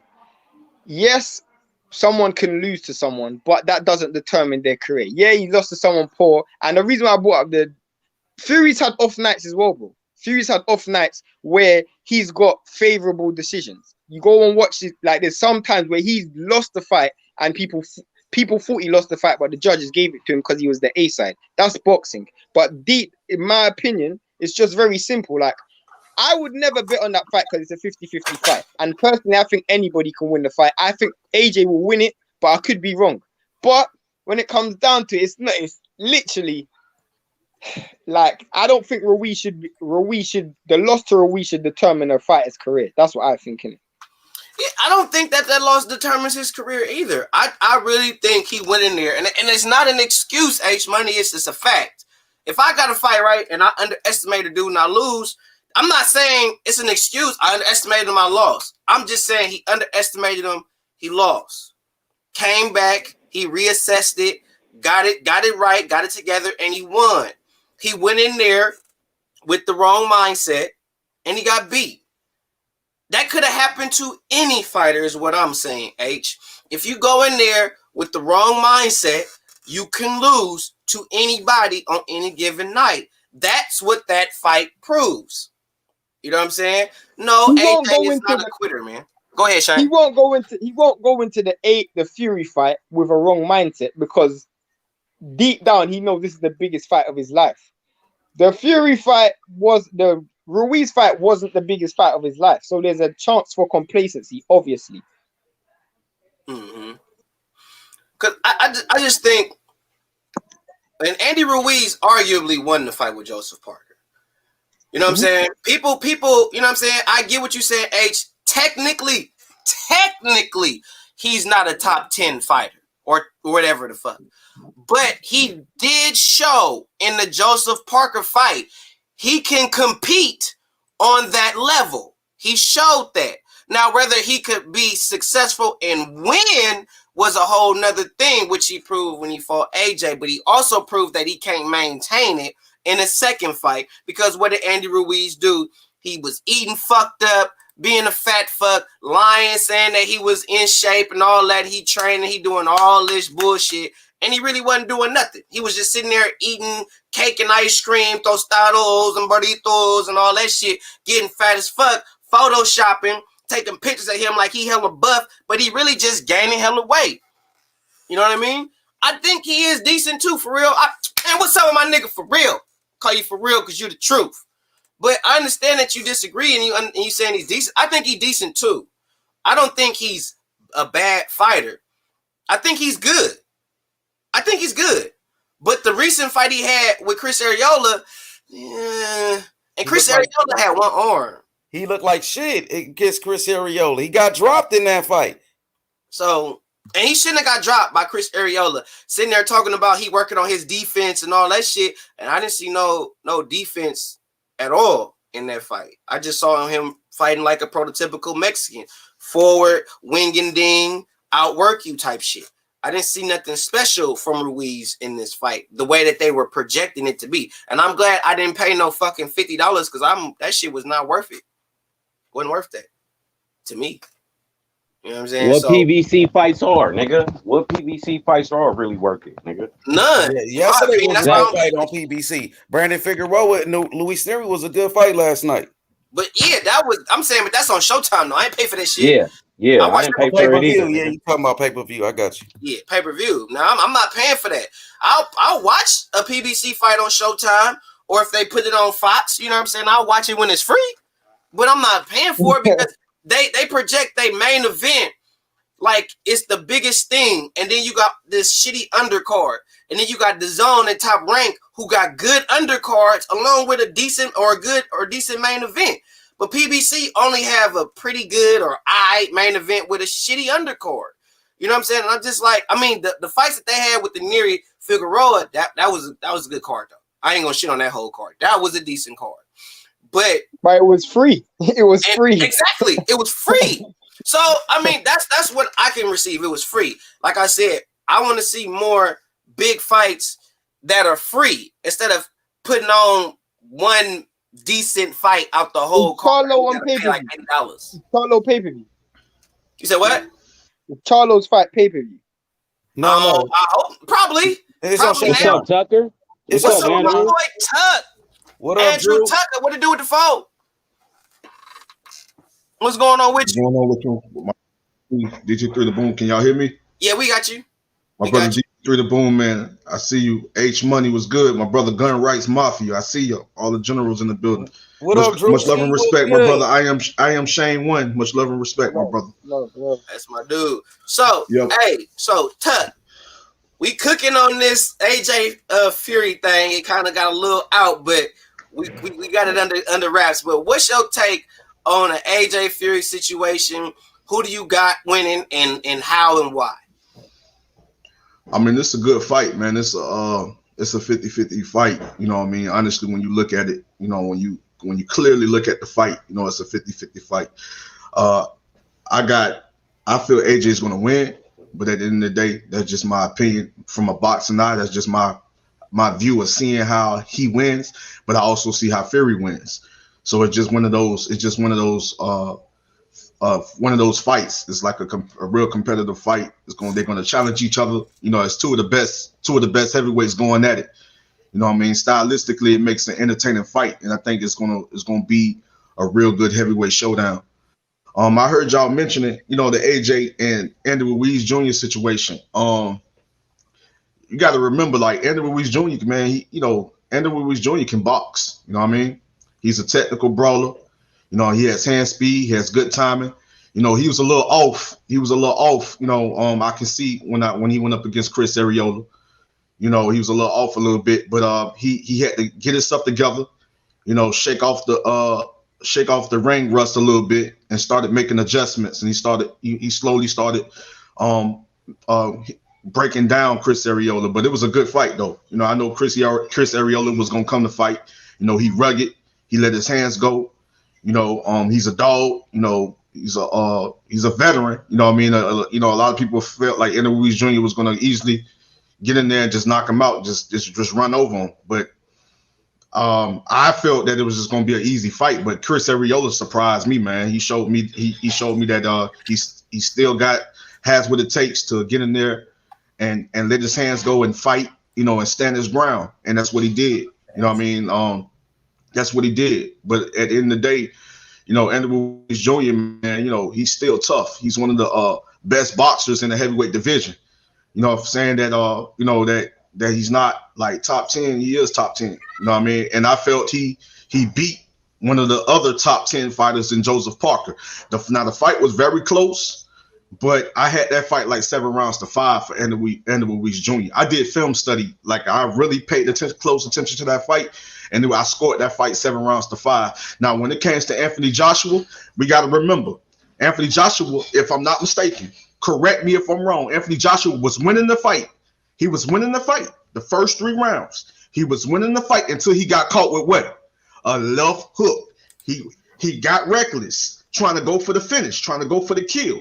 He got reckless and tried to go for the finish and left himself wide open for a left hook on the temple. And that turned the fight around. Things like that happens in the sport of boxing. You know what I mean? I'm not coming with no excuses and nothing like that. But Anthony Joshua, he dropped Andy Ruiz Jr. He was on his way to winning the fight. If he would have finished him in a very smart way, you know, coming on strong in a very smart way, not being reckless and being careless with the finish, he would have never got caught with that big left hook, and he would have won the fight. So Anthony Joshua was on his way winning the fight. It's just that he got caught. It happens in the sport of boxing, especially in the heavyweight division. You can get hit. You could be winning the fight. Correct me if I'm wrong, fellas. You could be winning the fight, but it could be one shot that you don't see coming that could turn that fight around. And that's what happened in the Andy Ruiz Jr. and AJ first fight. Anthony Joshua went back. All the greatest fighters in history have taken L's and came back to claim victory. Now, what AJ did, he went back to the drawing board. He did film study. He was like, okay, this is how I got to beat this guy. I got to come with a different approach. I got to come with a different game plan. I got to box this guy because I know that I can do it. Because I know going forward and trying to fight this guy on the inside it's a big mistake because this guy has power and he has hand speed and he's a good inside fighter. So I got to go back, come back with a different game plan. This time, be smart by making my adjustments, work off my jab to set up the counter right hand, or to use the jab to set up the combinations, whether it's going to the head, going to the body. Anthony Joshua came back, fought a smart fight, and got his belts back. Can't be mad at that, man. Good assessment to my boy Tuck. H-Money, you got a response? Yeah, I got a response. So now I'm speaking facts, Andrew, when I say that Andy Ruiz wasn't a top heavyweight when he beat Anthony Joshua. He wasn't ranked in the top 10 at that time. Now, Andy Ruiz, he never even beat a top 10 heavyweight as well when he fought Anthony Joshua. He had nobody on his resume. He got outboxed by Joseph Parker. I did the film study on that fight as well. I watched that fight, scored it. I thought Joseph Parker outboxed him. And no matter what we say, Joseph Parker won the fight. You know, so what Anthony Joshua did was use the Joseph Parker blueprint and outbox Andy Ruiz in a rematch. He used Joseph Parker's game plan. Now, as far as the fight, you know, Anthony Joshua, it was a very close fight before he got dropped. Anthony Joshua dropped him in round number 3, but before that, I believe in round number 1, number 2, I mean, we were just talking about how AJ wasn't himself. So, I mean, the fight was close. It wasn't like AJ was dominating him. AJ was confused in the fight. He wasn't just beating up on Andy Ruiz. It was a very close fight leading up to it. He dropped him. Andy Ruiz got back up, and Anthony Joshua made a rookie mistake, like you said, rushed in there and got hit with a hard shot. Now that's a fundamental mistake that he made. So I just feel like, you know, at the end of the day, I'm happy that the fight is announced. Anthony Joshua, Tyson Fury. This is great for boxing, and may the best man win. I got Tyson Fury winning the fight. You know, much respect to both competitors for making this fight happy. Making this fight happen, and I'm happy that Deontay Wilder, you know, was out the picture because he was holding things up.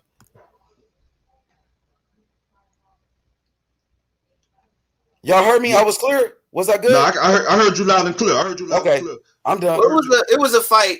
It was a fighter that Manny Pacquiao fought when he fought for the super bantamweight world title. His name was Laho Lanwada, and at the time, you know, dude was nasty. You know, dude was a nasty guy, right? And he was 33-1 when they fought. Nobody picked Manny to win. No one knew who Manny Pacquiao was. This fight was on HBO, by the way. No one knew who Manny was. Manny wasn't Manny. Manny was just some dude that picked up a fight on short notice coming from the Philippines. Manny Pacquiao was not Manny Pacquiao.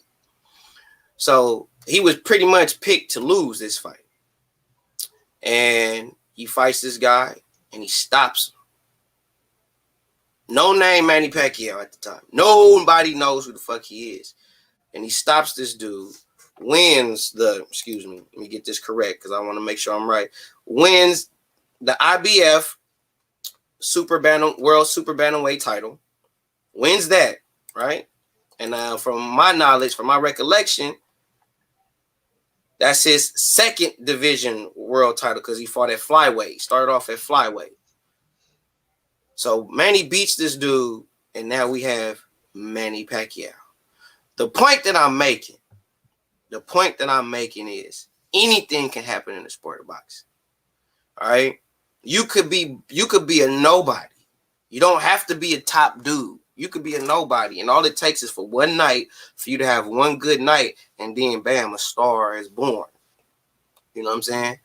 And that's what I'm saying in the sense of Andy Ruiz, and in the sense of Buster Douglas, who beat Mike Tyson, all that. Buster Douglas' whole career was shit. Beat Mike Tyson. Now all of a sudden, Buster Douglas this, Buster Douglas that. And then what happened? Next fight, he get his ass beat by Evander Holyfield. But Buster Douglas, to this very day, is still revered and still known for what? Being the man to stop Mike Tyson. He's still known for that. No matter what else he's done in his career, no matter the fact he got his ass beat the fuck up by Evander Holyfield right after, he is still known and respected as the man that knocked out Mike Tyson. So you got to give Andy Ruiz his respect, but at the same time, understand that in boxing, shit happens. And that doesn't take away the fact that Anthony Joshua lost that fight to Andy Ruiz. But at the same time, Anthony Joshua was winning that fight. And Andy Ruiz was in shape. He was fresh. Right. He's coming off of a fight where he didn't take little to any damage. So he's still sharp. Right. And also, I'm be off. So one thing. Now, it's not fair to compare Andy Ruiz to Manny Pacquiao. Now, we know Manny Pacquiao is an all-time great. He's a living legend. Manny Pacquiao went on, after that fight you talking about, DT3, he went on to beat Marco Antonio Barrera, who's an all-time great. So I don't think it's fair to compare Ruiz to Manny Pacquiao, but I like the comparison to Buster Douglas. I think that's fair right there. I like that one. Well, the reason why I said Manny Pacquiao was because when Manny Pacquiao hit the scene, nobody knew who he was. And Manny Pacquiao came into that fight with, hold up, let me be accurate. He came in there with already 2 losses. He already had 2 losses coming into that fight. No one knew who he was. And when he won that fight, thus Manny Pacquiao is born. So what I'm saying for Andy Ruiz, nobody really knew who Andy Ruiz was. He beats Anthony Joshua. Now Andy Ruiz is this big star. And even still, if Andy Ruiz retired today, he could be a Hall of Famer for one fact. Because he is the first and only Mexican American heavyweight champion in boxing history, and he could sneak his little ass in there just off of that. He's a part of boxing history now. You can't talk about boxing heavyweight history without talking about Andy Ruiz now. Right. Joseph Parker could retire. You could talk about boxing and not say shit about Joseph Parker. Right. Derek Chisora could retire, and you could talk about boxing and not say shit about Derek Chisora. But you cannot talk about heavyweight boxing now and not mention Andy Ruiz because he's the first to do it. You can't negate that. You can't shit on Andy for that. He still is the first Mexican American to ever hold a heavyweight title and the first to unify. And he's former unified champion. Plus, he's like top 5 heavyweight now in the heavyweight division now. So you can't. That's over a lot of other killers. And we're talking about that's like over fighters like Louis King Kong Ortiz. That's over fighters like who else? Michael Hunter out there. That's a good fighter. That's over a dangerous Alexander Povetkin. That's over a rugged, very tough Oscar Rivas. That's even over one of the most skilled fighters in the heavyweight division, Alexander Povetkin. I'm sorry, Alexander Usyk. Right. Oh, my nigga, my back. But look, though, this is a good comment. Rockman versus Lennox Lewis. Nobody knew who Hasim Rockman was. Hey, look. And when people still see him to this day, they still say, "What's up, champ?" You know what I'm saying? Nobody knew who Hasim Rockman was. And he came and knocked Lennox Lewis the fuck out. Everybody still know him more not for what he did after, not for getting his ass whooped. He still gets respect and he's still revered for being a man to beat Lennox Lewis in the way that he beat him. Now, DT, now you saying nobody knew him. No, I saw this man beating up and destroy a big 7 feet tall. I saw Andy Ruiz Jr. set up there and destroy a big 7 feet tall, whether you call him a bum. I don't believe in calling fighter bums. That's not what I do. But this guy was a big guy. Andy Ruiz Jr. was destroying. I was like, hold on, this is who they finna get put Anthony Joshua in there with? Yeah, he was. If you look at Andy Ruiz highlights, bro, Andy Ruiz got some nice shit, bro. He nice. For a fat fuck, he's nice, bro. He's nice. I'm not gonna shit on that fat dude because he's fat. The motherfucker got tips. And he was undefeated for a reason before he fought Joseph Parker, and he arguably won the fight with Joseph Parker. Arguably. I think the only reason why he lost because the fight was in New Zealand. Yeah. You know what I'm saying? I think if that fight would have been in America, he'd have got the W. He'd be WBO. Hey, DT3, some people think that Andy Ruiz is getting praised because he beat Anthony Joshua. That's the only reason. Like, people feel like he's being built up like such a good fighter just because he beat AJ. And when people seen his last fight versus Chris Arreola, he didn't look like shit. You know what I mean? I'm just being real with you, bro. That's true. He didn't look like shit, but that's the game. That's the game. That's like, I mean, you can say that about in all sports, basketball, football. You could beat the number one team, like the Giants when they beat the fucking Patriots. Nobody saw that shit. Nobody. Everybody, Patriots gonna win. They go undefeated. They gonna do their thug thing. Blah blah blah blah blah. Giants couldn't beat shit. Couldn't do shit really. But when that defense saw that Patriot team, they came and they won that game. Nobody saw that shit coming. And I feel like it's the same thing with boxing. When you fight good fighters, when you're willing to fight any and everybody, that's what will happen. That's what's going to happen. Anything. You could get stopped, knocked out, or you could just fucking lose. And these fighters don't do that type of shit. And I feel like Anthony Joshua didn't have to fight Andy Ruiz. He didn't. But he didn't do that. Andy was last on that list. You know, it was Big Baby was the first option. They had Michael Hunter was an option. They wanted Luis Ortiz. But the last person on the list was Andy Ruiz. He was the last person that Eddie Hearn, chose. And what happened to Big Baby? What happened to Big Baby? What he Gerald. do? Steroids. You know what I mean? Fucked up. Yeah, so that ain't AJ fault. That ain't AJ fault. But look though, Eric, dig this. Now I'm speaking to this real because he wants to talk about something else. I'm gonna get to that in a minute. But he wants to talk about how Eddie Reynoso was doing. Eddie Reynoso ain't doing shit for Andy, bro. I'm gonna tell y'all all that shit right now. Eddie Reynoso ain't doing shit for Andy, as far as getting him in shape, yeah. But teaching wise, nothing. Who else? Hey, Who else he with? hey, Who you else gotta with? you gotta be willing to be disciplined enough to learn that style too, though. You feel me? So you can't pull it all on Eddie. It's got to be Ruiz willing to go through that extent and that training in order to get to where he trying to take him to. So it's a 50-50 work ethic in that sense. And Eddie ain't gonna work with him for one, because in my personal humble opinion, I really don't think he got the discipline to stay in the gym and work out even when ain't no big fights coming up just to work on shit. I don't see him being that type of dude. What I'm really tired of though, because this is why I don't believe Eddie really doing shit. And I'm gonna speak on you UK trainers too. I'm gonna get on y'all motherfucking heads too. But the reason why I don't think Eddie is doing much is because he just seemed like he's more offensive. He just teach him offense, and Canelo getting all the tricks of the trade and shit. And everybody's going to Canelo. Oh, Canelo, what about this or what's that? And every time you see him in the gym, they always going to Canelo for pointers. You don't never see him. Hey, what I tell you though, Boom. What I tell you is just like out here, everybody want to be the next Mayweather, but don't want to put in the work. You feel what I'm saying? And everybody feel like if you coming up under Mayweather, you're supposed to be this great fighter. You're supposed to have no losses, and you're supposed to just run through niggas, but it ain't that easy. So everybody can't be Canelo and don't got that work ethic. You feel what I'm saying? Mm-hmm. Yeah, that's true.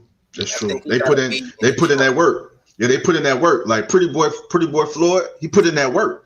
He put in a lot of work, man. He was destroying cats, man. He was putting in so much work. I mean, that guy had the hunger, the determination. I mean, Pretty Boy Floyd had that grit, not just skill. You know what I'm saying? Yeah. He had that toughness. He was destroying cats before he became Money Mate. Before he became Money Mate, bro, Pretty Boy wasn't no joke. And he put in, and a lot of fighters got to put in that work, trying to be on that same pedestal with Floyd Mayweather. They got to put in that work. If you want to become great.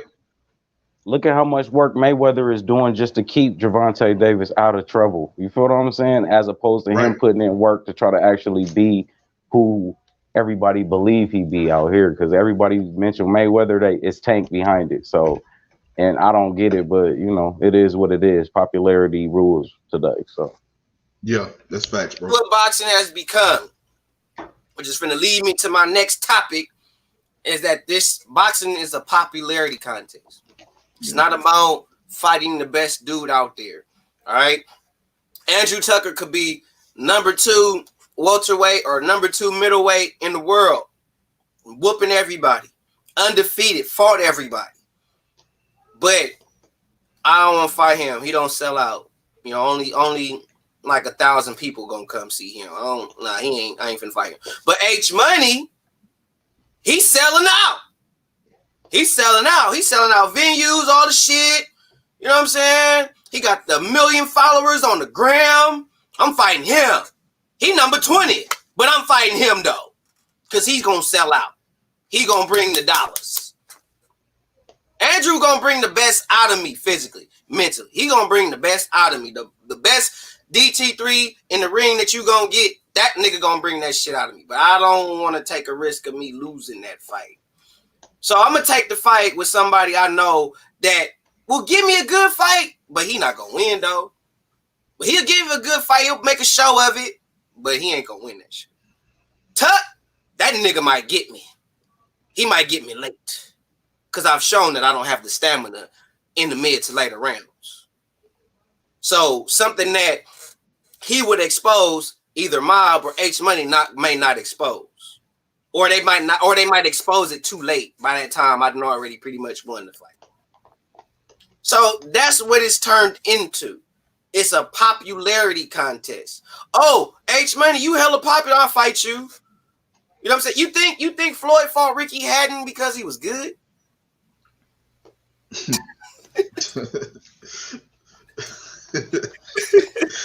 I'm just saying, if you think Floyd fought Ricky Hatton because he was good, you a damn That's fool. what I said, because before that fight, only person he beat was Costa Zoo on his record before that fight. So that's what it is, man. Oh, what about Castillo? Also Castillo before Floyd too, right? Castillo? Yeah, Jose Luis Castillo, I think. Yep. Yeah, he also Castillo. I think he stopped him with a body shot or something like that. Yeah, I remember that on HBO. Yep. Yeah, man. Yeah, but that was the Costa Zoo was his signature win. You feel me? 'Cause Costa Zoo, Yeah, I put him on the Costa Zoo map. had all the back. Yep, Costa Zoo was undisputed. Yep. We put him on the Mizap, and then all of a sudden, and Floyd didn't fight Costa Zoo. Floyd had opportunity when he was pretty boy to fight Costa. He said, "Nope, not doing it." Zab brought his stupid ass over there and wanted to beat up Jay Nady and shit. Or Paul Williams. After Paul Williams beat up on Guerrero at the Staples Center in LA. Margarito, huh? Yeah. Yep. Margarito. But I remember Paul Williams got beat by Carlos Quintana like right after that. So he did. He did. And Carlos Quintana wasn't. He was like on the same level that you saying Andy Ruiz was, but he still got him though. Why y'all had to bring up Paul Williams? That was one of my favorite. That's fighters, my boy. That's my boy. And I love him. But y'all know what I'm about to say, right? He lost.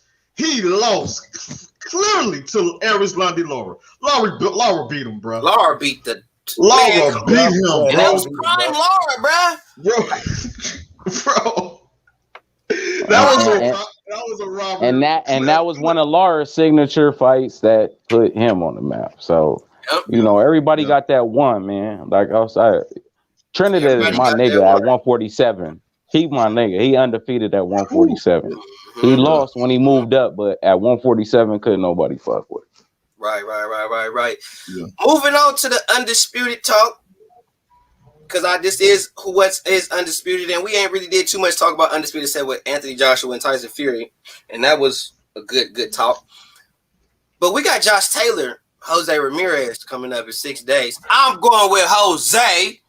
I'm going front. On the front, I'm on the front line. I'm going with Jose. If I had 5 bands, I'd put 5 bands on Jose right now, but I ain't got it like that. Hey, listen, to all my Mexican partners out there in Cali, I love y'all, but I gotta fuck with the UK, boy. You feel me? I'm going with Jose, man. And let me tell you why I'm going with Jose. I don't think now I watched, and I wanted to do a film study, but that shit on fucking Matchroom and the Zone, they be hating when you put that shit on your lives. They'll fuck around and flag your shit. But I saw Josh Taylor and Prograis fight, and I watched that shit. Now I honestly feel like Josh Taylor is not gonna fight well off the back foot against a fighter like Jose Ramirez, who don't fight off the back foot. He go forward the whole time. Like Ramirez is gonna press the fight. My question is how is Josh Taylor gonna counter and deal with Jose Ramirez pressure? The same way he did with Regis. Same way. But Jose not Regis though. He not gonna be on a back foot. I could tell you that. He not gonna be on a back foot. You feel me? Regis southpaw, so the punches is gonna came from different angles, man. True. But he's not. Look, I haven't seen Taylor be on a back foot in none of his fights. None of them. Me neither. You feel me? None of them. So I don't expect nothing different as far as that goes. Now the offense, we just got to see if he could back them up and keep and throw them body punches. That's what I'm looking for. Major body punches from 1 through 4, and then maybe take a round off on 5 and 6, and come back and start maybe headhunting around like 9 through 12. Andrew, like, no. I see you, Andrew. I see you. You're like, man, no, man. What's body up, Andrew? punches is gonna be the key. That's gonna be the key of this fight. Guarantee you that. For Taylor. Yeah. Go, Andrew. Cook. Bro, that's this fight, man. Both of these, man. You know, Josh Taylor is my guy. You know what I'm saying? That's my guy. You know what I mean? But I'm gonna tell you like this here, man. It's gonna be pure boxer versus technical brawler. You know what I'm saying? Not saying that Jose Ramirez can't box. That boy can box. You know, he showed me that against Maurice Hooker. But all I'm gonna say is this, bro. I'm gonna tell you like this here. It's kind of like, you know, it's like the pressure of Jose Ramirez. I can't even say his last name right now because I'm so excited, bro, about that fight. You know what I'm saying? But I just think the dude is so good at what he do. Like, he's a technical brawler, so he can. I feel he's gonna come and he's gonna stay right there in front of Josh Taylor, and that pressure. And that pressure, and I'm talking about the hand speed and the combination, the accuracy, the hand speed, the combination is similar to how Canelo do in a way. You know what I'm saying? When he's right there in front of you, breaking you down, body head. And I'm just thinking, like, how can Josh Taylor get away from that for a whole 12? I don't see it.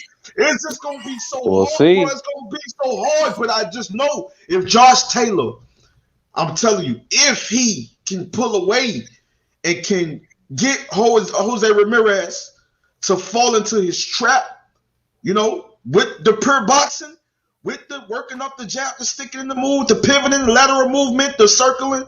If he can throw him off, then he got him in a way. But it's still gonna be tough. It's gonna be tough. I see it being close, but for some reason, Undisputed ain't supposed to be easy. But check this out, bro. For some reason, I feel like that pressure is gonna break. It's gonna break. I feel it's gonna probably break them. And I like Regis Prograis. I like Regis Prograis, bro. But Jose Ramirez is a slightly a different beast. I just think, bro. Hey. You talking about a dude that don't know how to go backwards, bro? Like, he don't know how to. He only know forward. And if I can't get you with me walking you down, I'ma just beat your ass. Like, dude, I think the first 4 rounds is gonna be probably more even. Gonna be probably 2-2. But once you get into the mid to later rounds, Jose Ramirez is a dude that gets stronger as the longer the fight goes. Man, I'm telling you, I think the first few rounds is gonna be close. Don't get tornado time. I think it's gonna be close. That's all I gotta say is tornado time. I really think El Nino is coming for Ramirez. El Nino is coming, nigga. That's what I think, though. But H, what you think about who you got? Jose Ramirez or Josh Taylor? Who you pick? Yeah, that's a great fight, man. I'm going with Josh Taylor. I think Josh Taylor's too fast for Jose Ramirez. Josh Taylor got more skills. Josh Taylor, he could make adjustments in the ring.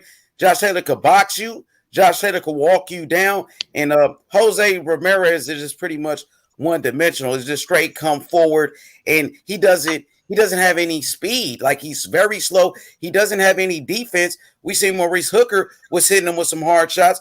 We seen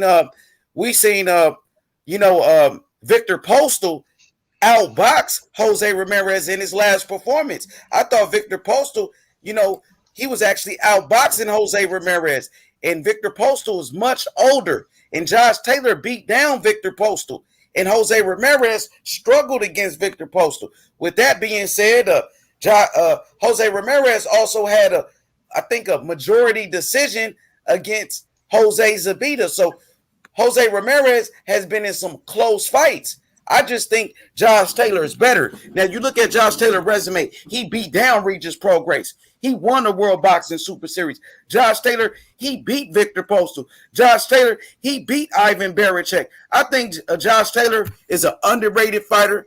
I think Josh Taylor is the best at 140, and he's looking to become undisputed. Josh Taylor reminds me of Joe Calzaghe. Joe Calzaghe, who is a great fighter from the UK, similar styles with the hand speed and then with the boxing skills. I got Josh Taylor giving Jose Ramirez a boxing lesson. Hey, this sounds like the Regis versus Taylor. It's starting to sound that way because everybody had Regis. And I double checked. I'm like, man, that white boy is cold right there. I don't know if y'all want to fuck with him. He looked like he hungry. Black shit with Regis, though. I get it. It's not gonna be easy. It's not gonna be easy at all. I ain't even gonna lie. With this Jose, I'm really looking at dude, and I'm like, and I'm watching him train. I'm like, how is he gonna deal with that pressure? Prograis wasn't trying to pressure him. Prograis and Taylor, that was a chess match. That was, if you really, it was a fight and all that, but if you look at Prograis is a boxer, Taylor is a boxer, so it was really a chess match of who gonna make the right move. Jose Ramirez don't give a fuck about that goddamn board. He coming to fuck the whole shit up. He gonna come forward, walk him down the whole fight. And if Josh Taylor don't put Jose Ramirez on his ass. Look. It's minus 230 plus 195. For who? You feel me? For who? Minus 230 for Josh Taylor plus 195, nigga, for Ramirez. I'm going with Ramirez. You feel me? I'm still going with Ramirez. I'm telling you. I need a straight up bet because I'm not liking that minus 200. I need a straight up bet because I'm not liking that minus 200. You feel what I'm saying? I got to put up 230 just to win 100. I mean, I'm gonna have to put like 10 bands just to see some real bread on that shit. Hey, Mark, man, I got like a little $2,000 to play around with. I don't know, man. I might do a little something this time, bro. Hey, let me know. Hey, look, Deuce. Hey, look, Deuce and Charles D. No, I pay up. You feel what I'm saying? I pay up for sure. Yeah. I pay up. Trust and believe. Charles D got me on a Lomachenko and Teofimo, but I'm coming back to get me one. I'm coming back to be one up. I lost on that one too, bro. You know what I'm saying? I lost on that one too. I lost 500 on that one too. I fell short on that. You know what I'm saying? So we split. We 50-50. H Money and Mob got Josh Taylor, me and Andrew going with Ramirez. It's just the pressure, y'all. And then also Ramirez got a gas tank. He's a volume puncher. You know what I'm saying? It's like there's other tangibles that are in place. And I don't think nobody goes to the body. Nobody goes to the body. But Ramirez do. Really no, I'm talking about nobody has ever went to Ramirez's body is what I'm saying. If you go back to all the fights, nobody is attacking the body. They just trying to headhunt and get them off of this, get them off of them. And I'm like, bro, you got to hit the body, bro. You got to slow a pressure fighter. You have to slow him down. You feel me? Yeah.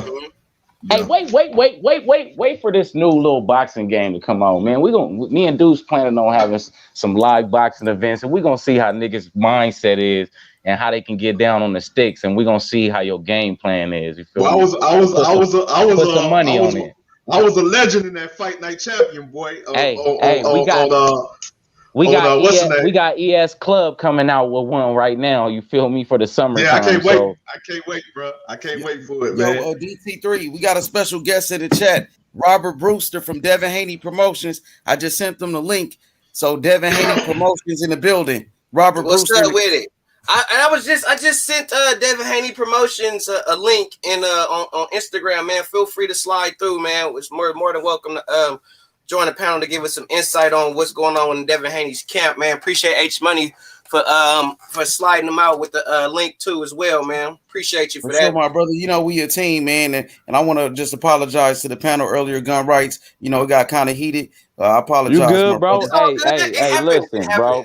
Me and you, whether you know it or not, we agree on a lot of fights. Cause I got Tyson Fury winning, but I mean, I play around, bro. I do this. I'm out here. I'm doing this gambling shit for a living, so I don't mind, man. You win some, you lose some. You feel me? But it ain't that serious to me on the thing. It's just about the respect aspect. But it's all gravy. Sure, you feel what I'm saying? Much love, bro.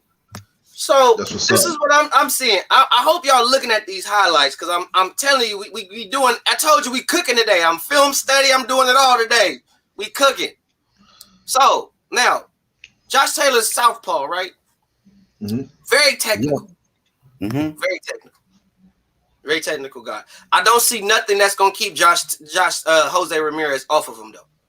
I don't see nothing. I'm telling you, I don't see nothing that's going to keep Jose Ramirez off of him.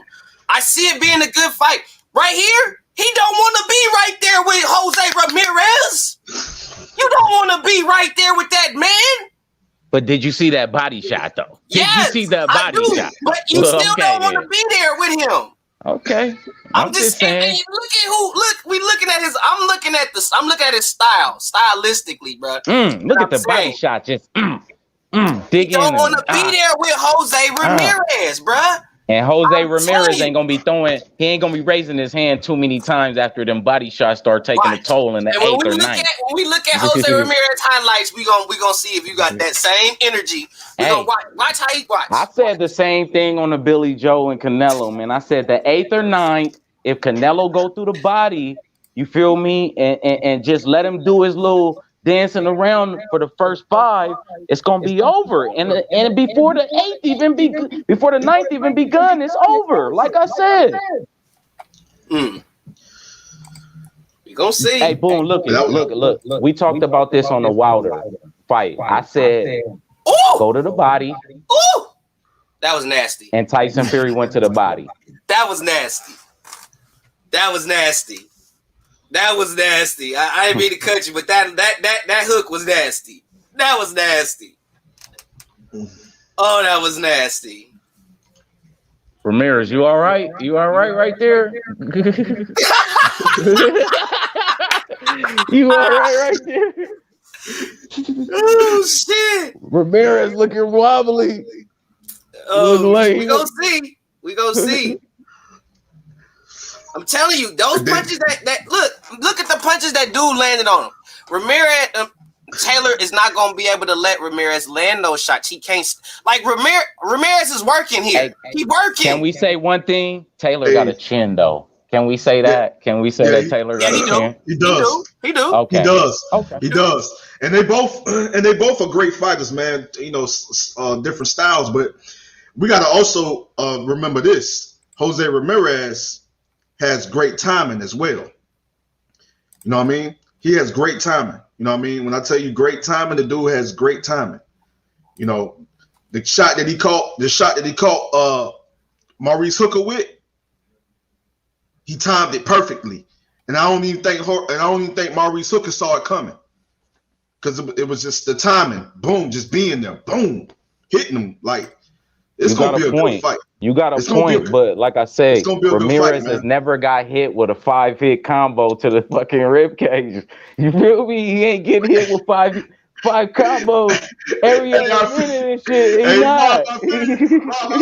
The boys gonna let their hands go, bro, because both of the boys. The boys gonna. I think it's gonna get down to it's gonna come to a point in the fight that it's gonna be an action-packed fight as far as like fighting on the inside, going at it.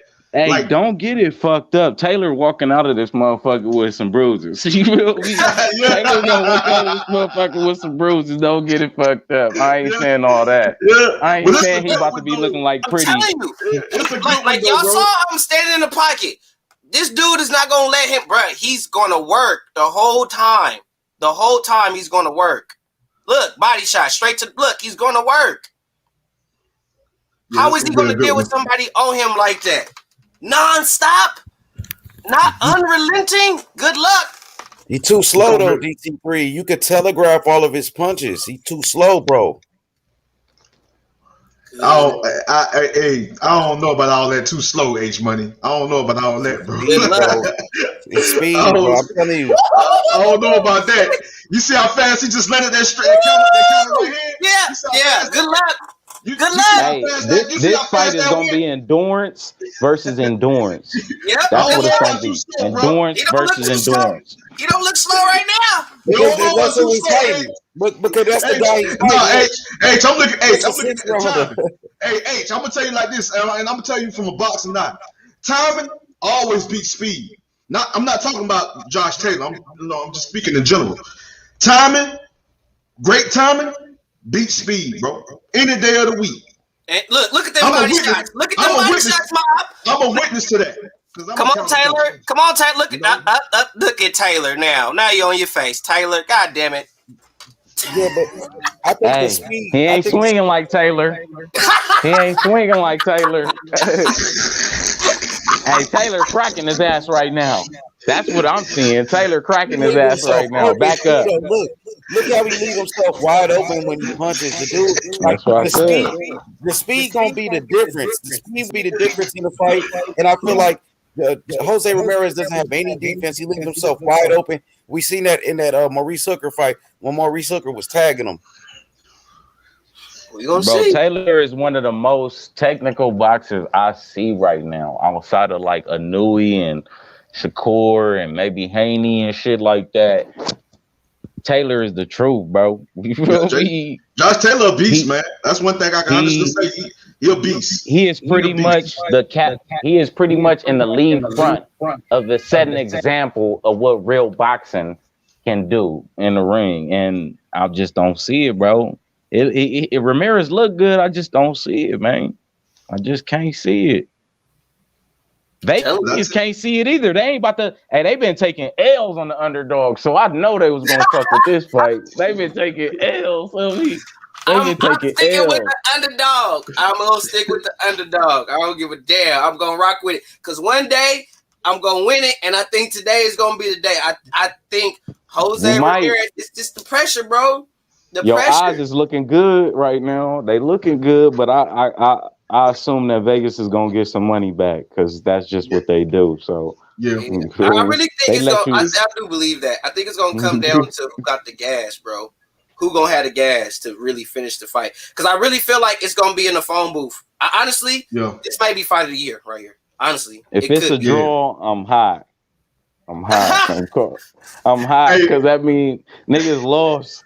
If you get a draw, you pick either of the fighters, nigga. You lost. Both sides lost. They ate off both of y'all ass. Vegas ate. But I really think it. I'm honestly, if it go 12, it's gonna be a split or a draw. If it go 12, it's either gonna be a split or a draw, or a majority, some shit like that. But I really feel like this could be fight of the year. You got one guy who's hella tough as nails. Got the Scottish people behind him, UK people behind him, and then you got Jose Ramirez, who got the whole fucking Mexican fan base behind him. I just feel like this is candidate to fight of the year. It's gonna be up there. It's gonna be up there. Yeah, it's gonna be a good one, man. With the footage you playing, bro. Watch out for the how the zone be and all of that.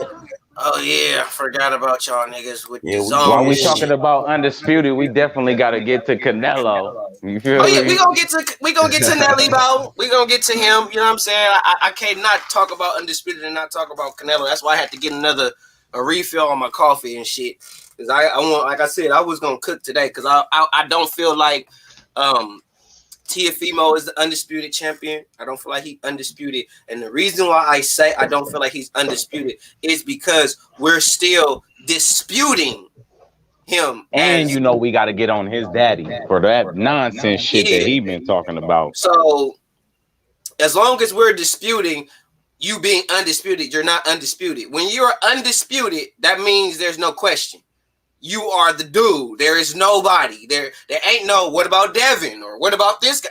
We ain't saying none of that shit. You the dude. Ain't no questions, ain't no doubts, ain't no. I don't even see how he talking about Devin. I don't even see how he could talk about Devin when he focused on Floyd. I'm like, nigga, what? You tripping, bro. You need to you tripping. Yeah, man. My thing is this, man, and I'm gonna just keep it real because y'all know me. I'm gonna say this, man, like. The kid did his thing at lightweight, and he is the top guy in the lightweight division. You know what I'm saying? At 135. But at the end of the day, saying that you undisputed, I don't care how WBC got this craziness, all this foolishness going on with this franchise mess.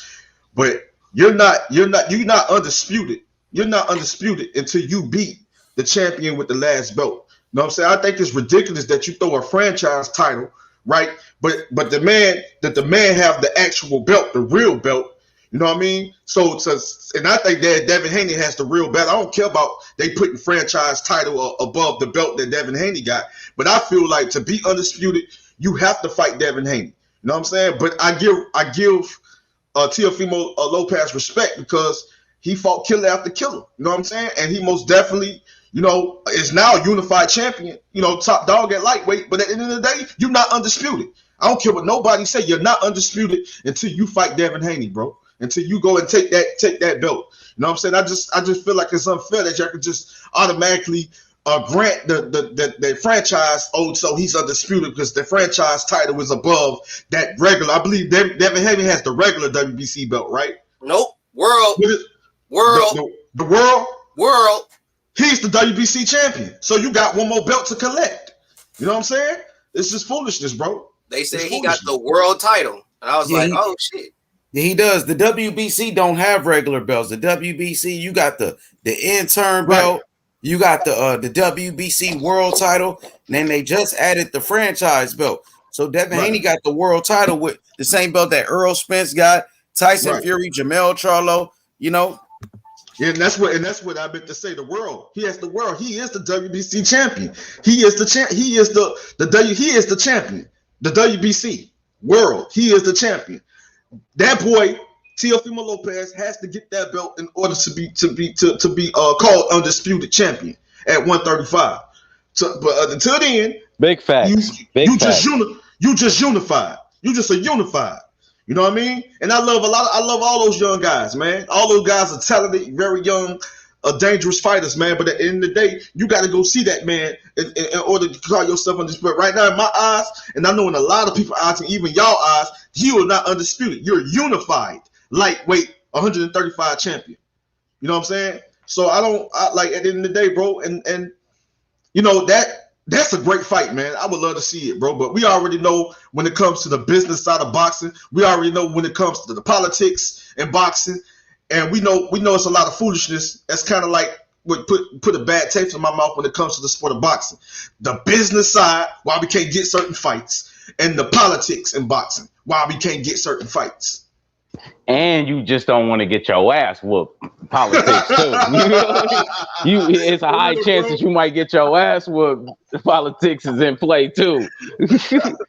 Yeah, man, for real. But yeah, man, it's all about, man.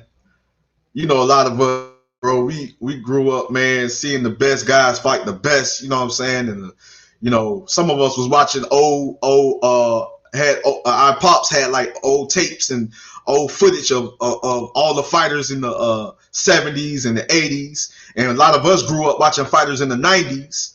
You know what I'm saying? The late 80s, early 90s to the mid 90s and late 90s all the way to the 2000s. You know what I'm saying? So we all about seeing the best fight the best in great fights, man. You know what I mean? It's all about wanting to be great and wanting to be the best guy out there, and to prove that you're one of the best and that you are the best, you got to fight the best guys out there. You got to take on all challenges. You know what I'm saying? All challenges. You got to let this guy is another great fighter out there, and he's saying that he's the best. I believe if you saying that you the best and that you number one, go out there and beat that guy and show him that you number one. Hey, niggas just need to stop acting like they scared to take an L, man. It's okay, man. Everybody take L's in life. It's how you bounce back from that shit, man. Yeah, that's real talk, bro. That's real talk. You know what I'm saying? And I said it, and I said it earlier. Mob. I said all the great fighters that we talk about this all the time. We preach this all the time. A lot of great fighters in the history of boxing, the sport of boxing, have taken L's and came back to claim victory. Have went on to become legends, Hall of Famers. You know what I'm saying? And with L's on their record. So they think they try and they just think that, oh, if I go undefeated without a loss, you know what I'm saying? No, bro, it's not wrong. It's nothing wrong with taking the L. Sometimes a loss can make you better. It either can make you or it can break you, or sometimes make you better. You know what I'm saying? And a lot of fighters have taken L's, came back, and was able to do a whole lot better. Went back to the drawing board, add some things to their game, evolved, gotten better, made some adjustments, and they went on to become champions and multiple champions and things of that nature. So it's this part of the sport of boxing. So taking an L, there's nothing wrong with it. It's just how you. It's how you come back. It's really how you come back, my boy Andrew. You froze. All right. So, but look though, we're gonna touch on this comment because you said Mr. Flash, WC said Lopez undisputed, case closed. It's harsh, but it is what it is. You are not undisputed if we can dispute it. That's what it means to be undisputed. It's not up for discussion. There's no dispute. There's no debate. We can debate Teofimo being undisputed. We can debate it. The fact that we can debate it makes that further know that he is not that. To be undisputed, meaning there is no question. You can't take them niggas to school, boom. Take them niggas back to third grade. Judge nothing. All right, if we could still say Devin Haney is a champion, Devin Haney's a champion, Devin Haney is this, Devin Haney is that, you not undisputed because you ain't beat everybody in that division. You ain't. Look at what Canelo doing. Is Canelo franchise saying he undisputed because he got all the belts with the franchise, but we got Khalid Plant with the IBF sitting there chilling? We not doing that with him, so why we gonna cap for Teofimo? Why we gonna cap for him? Teofimo don't have all the belts. He got all the WBC sanctioning belts and shit. He got all that shit, but he don't got all the belts. He don't hold everything. So he not undisputed. So until he says, if you want to be champion at lightweight, you gotta beat me. Until he can say that, and it's facts, like you can't, there is no belt you can have at lightweight. You know why? Because Teofimo got them all. There's no belt. All the belts that's at that division, Teofimo got. So hey, look, this is the problem that people need to have with this situation, because everybody blame Loma for taking the franchise belt, and right after this buster ass nigga win from Loma, he fucking broadcasting the franchise belt like it's a real belt. But then you gonna ridicule the other nigga for having it. You feel me? Like all this contradicting ass shit going on with these boxers is crazy to me. Bogus, homie. It's bogus. Real rap. And that's like I said, Teofimo not undisputed, he unified and he lineal. I give him that. He unified and he lineal because he hold that ring mag belt. So I give him that. But undisputed, meaning that there is nobody else, it's just you, that's false. Because you still got Devin Haney. So until you get rid of that shit, you're not undisputed. Period, point blank. Until we see a fight like Josh Taylor, Jose Ramirez, where it's for everything, and the winner of that fight has all the belts. And in order for you to be champion at that division, you got to fight that nigga. And if you ain't fighting him, you ain't getting shit. Until we see that, you ain't undisputed. Period. And you could argue that if you're a Teofimo fan, you can argue that shit all day long. You could say Marsilio Suleiman said, da-da-da-da-da-da-da. I'm going off of what it means to be undisputed. And to be undisputed, meaning that it is not in question. Okay? And if we could still question you, Teofimo, if we could still question if you have everything, you're not undisputed. As long as we can question you, as long as we can still challenge you in that field, you're not that. You're not that. You are a unified, lineal, lightweight champion. For that, I take nothing else away from you, but you are not the undisputed lightweight champion. So with that being said, nigga, you need to keep Floyd out your mouth and stop with that Floyd Mayweather shit, and you will whoop on everybody. Stop it. For one, you need to stop talking about you and what Floyd, and you using a piece of what Floyd can do. Your whole style, Teofimo, is the shoulder roll. Your whole style is just a piece of what Floyd can do. I hope y'all understand what I just told you niggas. Your whole fighting style is just a smidget of what Floyd Mayweather can do. He'd fight like you only when he feel he have to. You fight like that all the fucking time. Even at 44, he will beat your ass. You know what I mean? At 44, he will still whoop on that nigga. So he just mad that Floyd took his fight date, and now he had to reschedule his fight, so he heard about that. Oh well, that's what happens. That's what happens. You know what I'm saying? Floyd, nobody's bigger than boxing, but no fighter in boxing is bigger than Floyd Mayweather. Name me a boxer in boxing right now that's bigger than Floyd Mayweather. That's true. Nobody. Yeah. Nobody. I know a whole lot of people that don't even buy fights no more because Mayweather ain't fighting. Nigga, when I start talking about fights in Vegas, nigga on the strip, they be like, "Oh, Floyd fighting." I be like, "Nigga, Floyd been retired, nigga, like 5 years ago." They all tripping, bro. It's some other niggas out here. And this is you know, boxing come first, but this is sad to say that Floyd getting way more attention with this Jake Paul situation, with this Jake Paul, what is the boy name? What's that? Logan Paul. With that Logan Paul situation, he getting way more attention than any fighter right now with this situation with Logan Paul. Just look at it.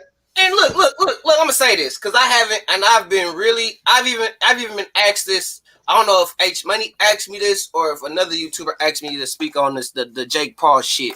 Because I really don't like speaking on it. Because Jake Paul, you not a fighter. You're not a fighter. You're a YouTuber who built his platform on YouTube and saw your means to get in a little extra little play with talking shit about these fighters. Real fighters. Because you can't beat Tommy Fury. Tommy Fury gonna fuck you up. He gonna fuck you up. So you're not gonna fight no real fighters. You're gonna fight a fake boxer in the Ben Askren who can't throw a punch to save his life.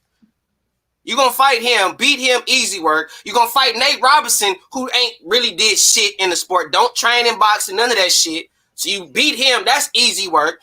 But when you gonna call out a fat ass old Daniel Cormier who don't box. You not a real fighter, Jake Paul. But turn down the UFC fight though.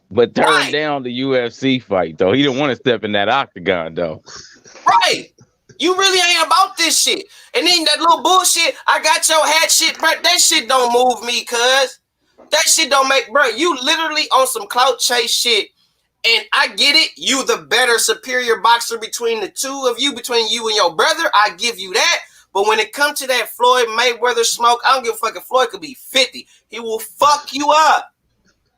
He will fuck you up. And you literally did that shit to get clout. To get clout. Why? You didn't have to do that shit. Somebody said about the buys. Hey, that buys.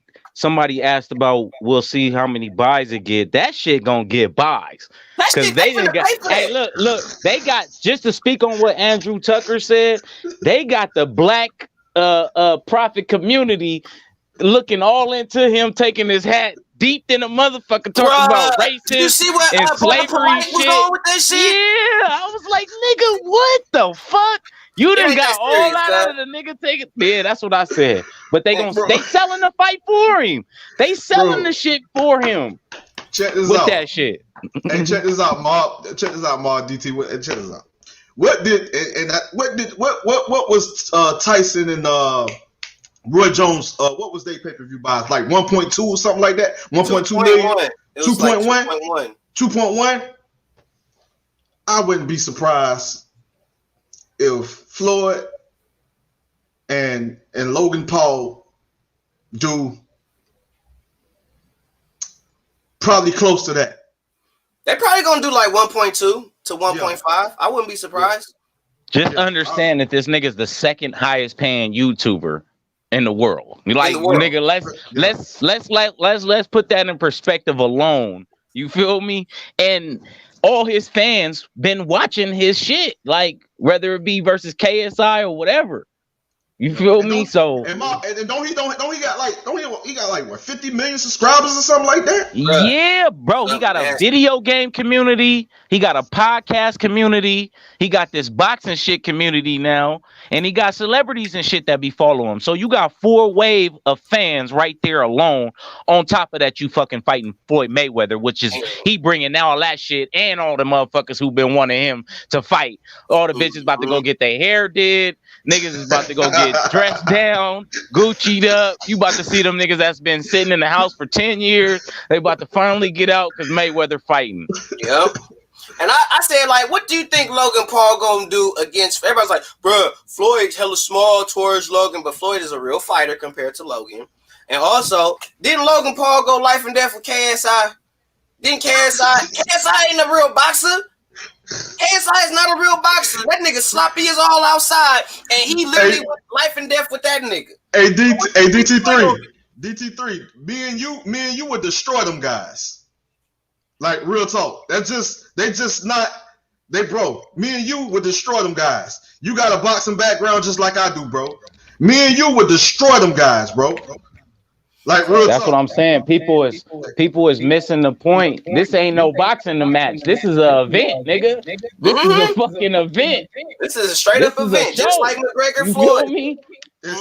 They about to have rappers and shit. You feel me? Miami gonna be lit for like 7 days straight. Like, yeah, all the clubs is gonna be lit in Miami. And they The beach's gonna be lit, nigga. Like, and Snoop yeah, Dogg this is gonna a be, and man. Snoop Dogg gonna be a commentator. He gonna come out there Hey and get our man, ass you don't never, you don't never know, bro. With Floyd, you don't never know, man. Floyd and he seen that Thriller shit and he was like, oh, okay, fuck them. I'm about to make my own shit and we about to make this motherfucker poppin'. I'm telling you, don't be surprised if this motherfucker hit over 2 million. You feel me? Don't be surprised. I wouldn't be surprised at all. This is Not at the all. pandemic just ended, like officially in Vegas. So everything is open. The pools, the clubs, all that shit. So whatever comes after this, expect people to be getting the fuck out. You feel me? Oh yeah. Got you.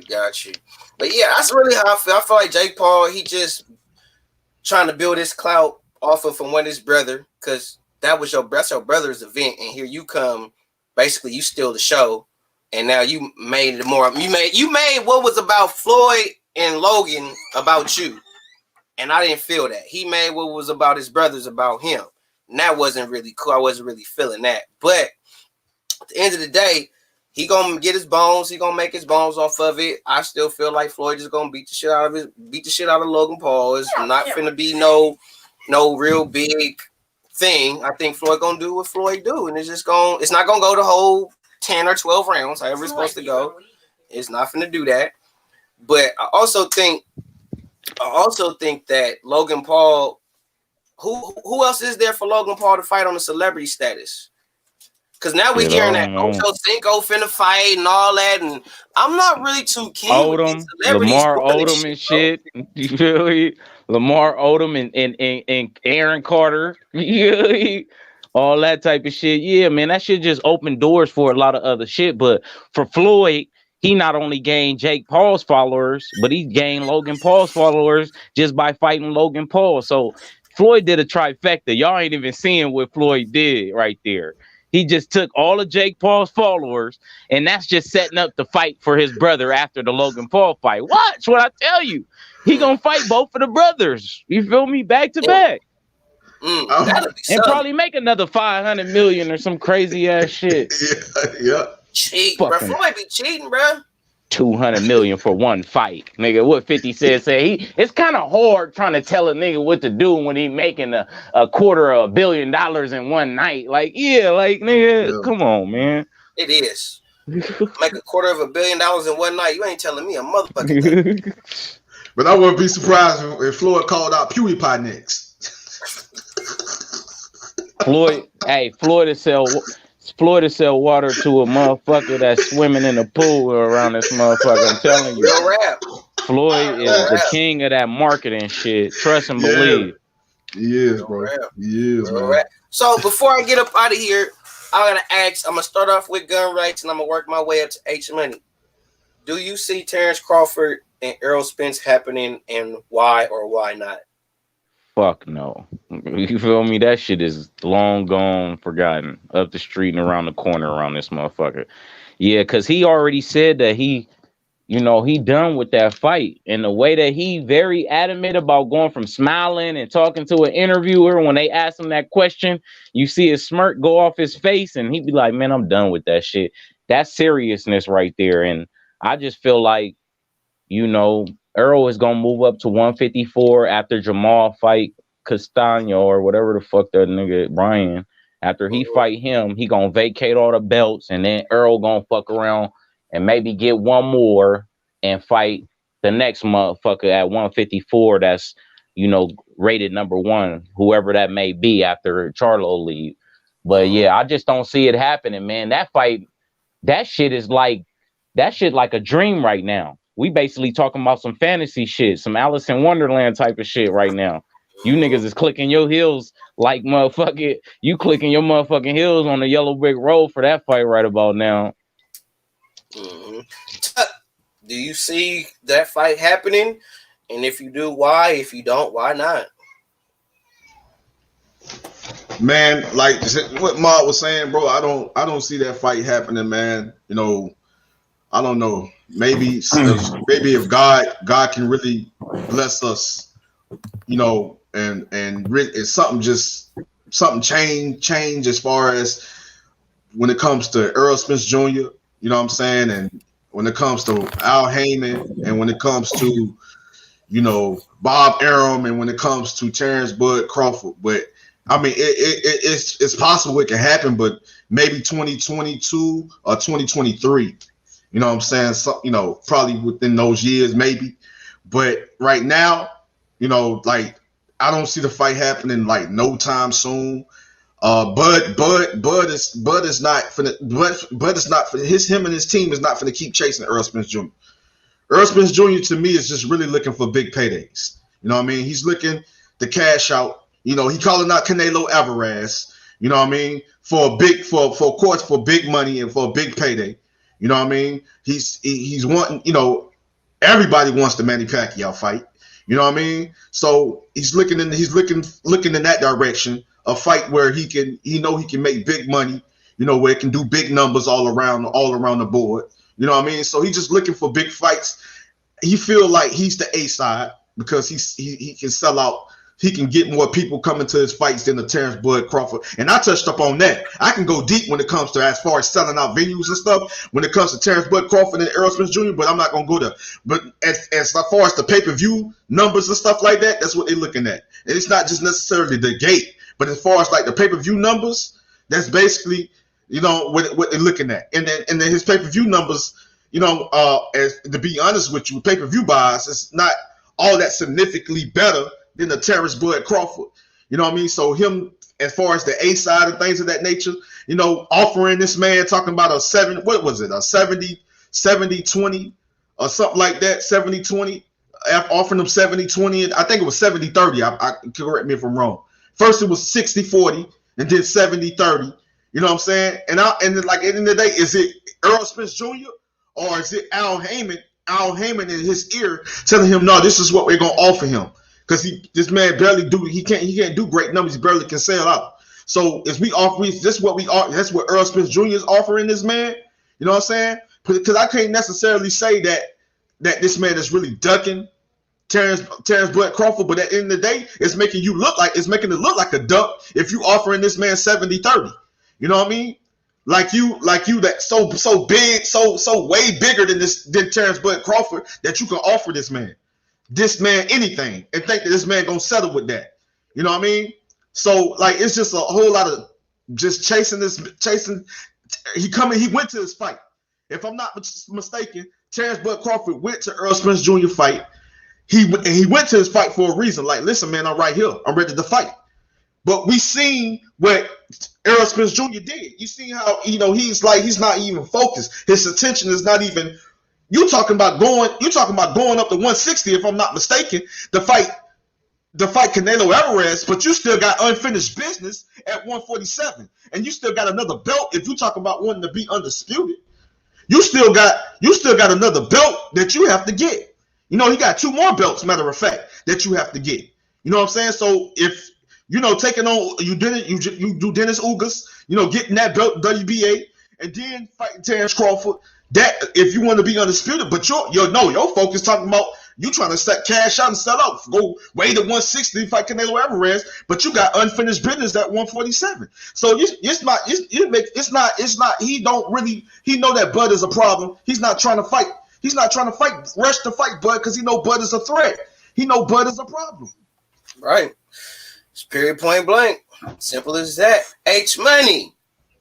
Do you think the fight is going to happen? If you don't think so, why or why not? Holla at your boy. You know, I hope the fight happens, to be honest with you. Boxing, we need the big fights, you know, and this fight should have happened years ago. I honestly blame Errol Spence Jr. I think Errol Spence Jr. is ducking Terrence Crawford. This man talking about, you know, Terrence Crawford is only worth 20%. Then you say 30%, 60-40. It's a whole bunch of nonsense. Then Errol Spence said, I want to take the easy route. Errol Spence is the one talking about sides of the street. He want to fight Danny Garcia, who don't even have a belt. He want to fight Mikey Garcia, who was a featherweight. Why not unify the division with Terrence Crawford, the man who's been calling you out? Terrence Crawford, he went to Errol Spence last fight. Terrence Crawford wants to make the fight happen. It takes 2 to tangle. Terrence Crawford, he can't force Errol Spence in the ring. Earl Spence, he wants to take the easy route. And that's the words that came out of his own mouth.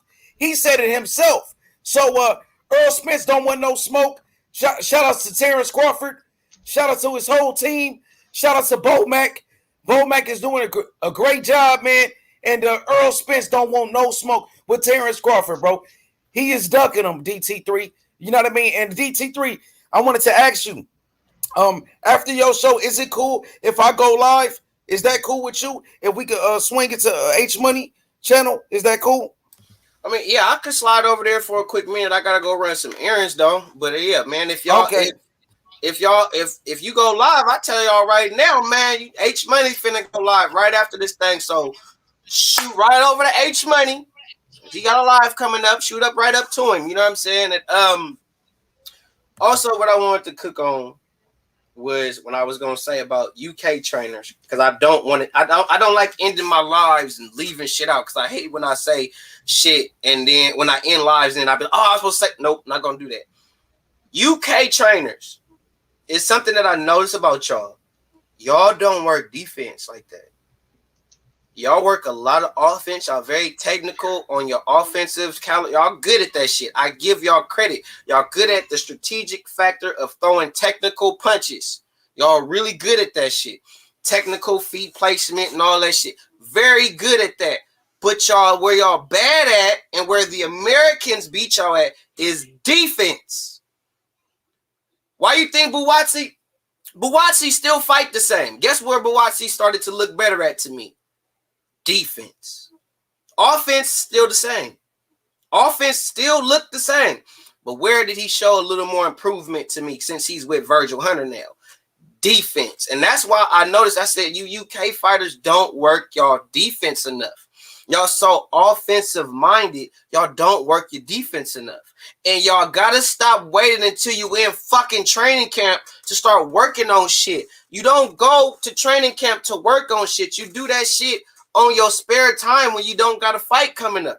That's when you work on things so you could develop the muscle memory. You're not going to develop the muscle memory for certain defensive tactics within a 4 to 6 week camp, because you got to drill that one thing over and over and over. And you're not finna spend a whole 6 week camp drilling one particular thing. Or you're not finna spend 2 weeks out that camp drilling just one thing. You can't do that. You're not going to be ready. So when you don't have a fight coming up, that's when you should be working on your drills. That's when you should be working on your defense and those type of things, is when you don't got a fight coming up. That's why fighters like Floyd Mayweather, Saul Canelo Alvarez is as great as they are, because when they don't got a fight coming up, they still working on those tangibles.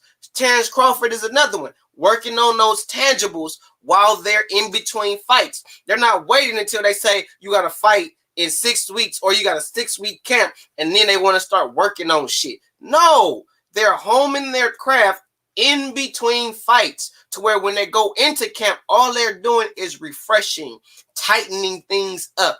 They're not learning new shit in camp. They're just refreshing, tightening it up, getting the conditioning up to par. So I really need you UK trainers, for real, to get y'all game up. Work your defense. Because for real, UK fighters and UK trainers get a bad rap because y'all too offensive minded and y'all don't work on every aspect of the game that is the sport of boxing enough.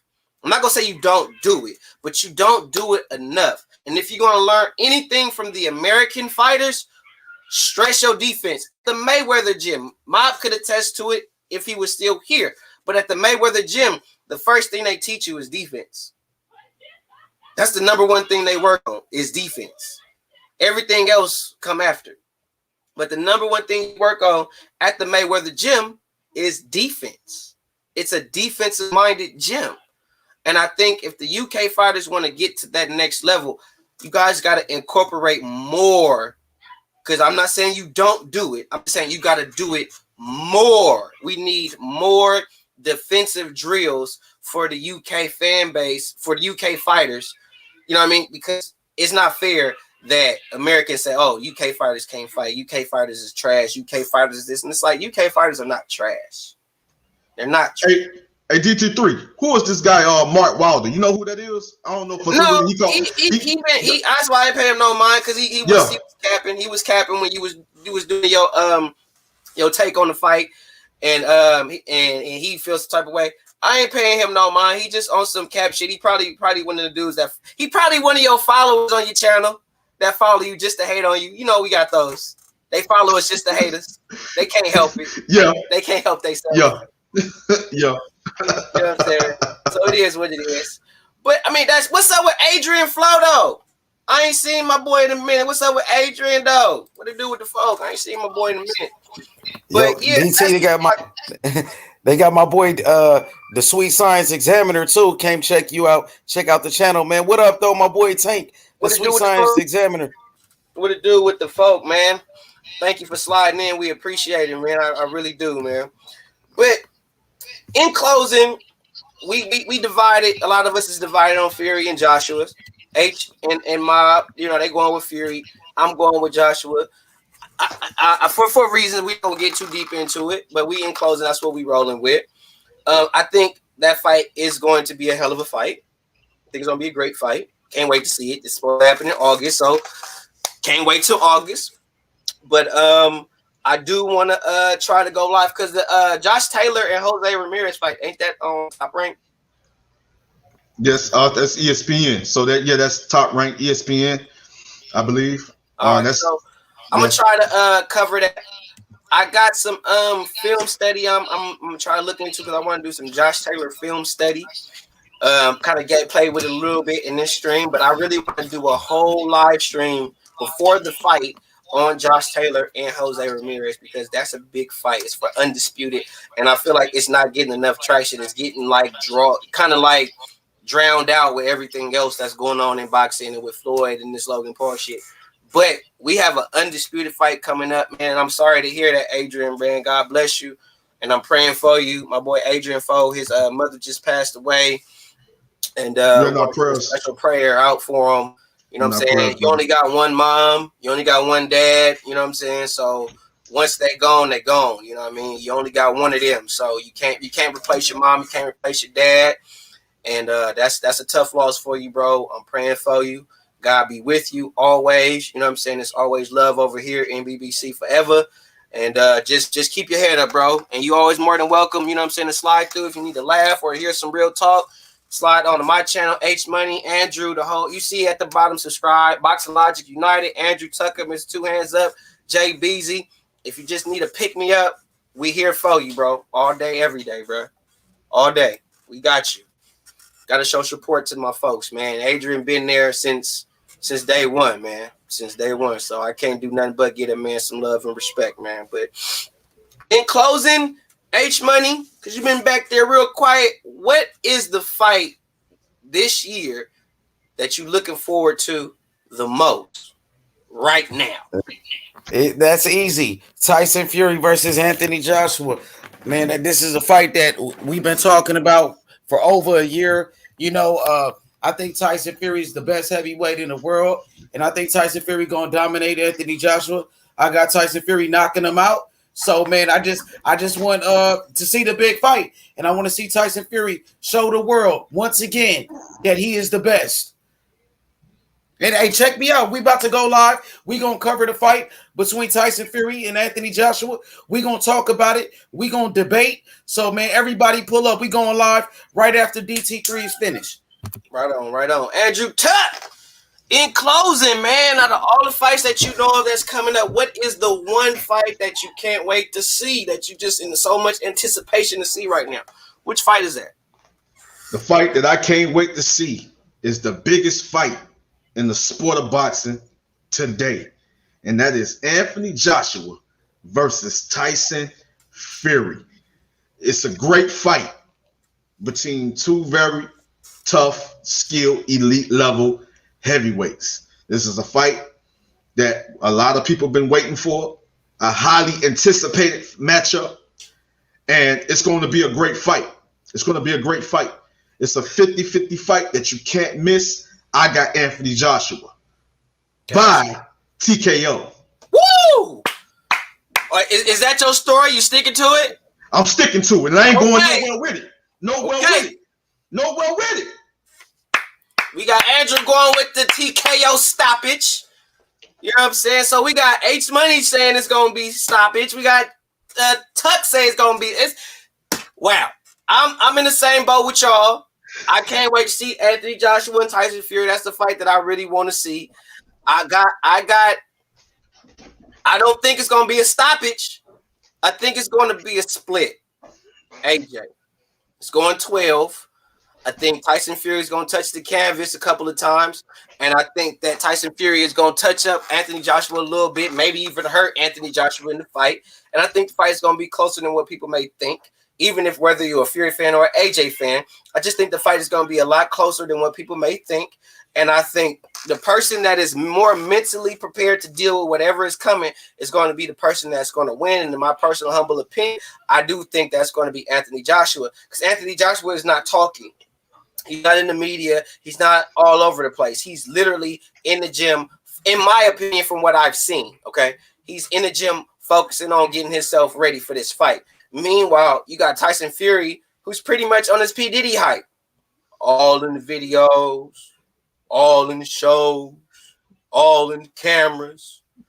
You know what I'm saying? Anthony Joshua on his death row shit.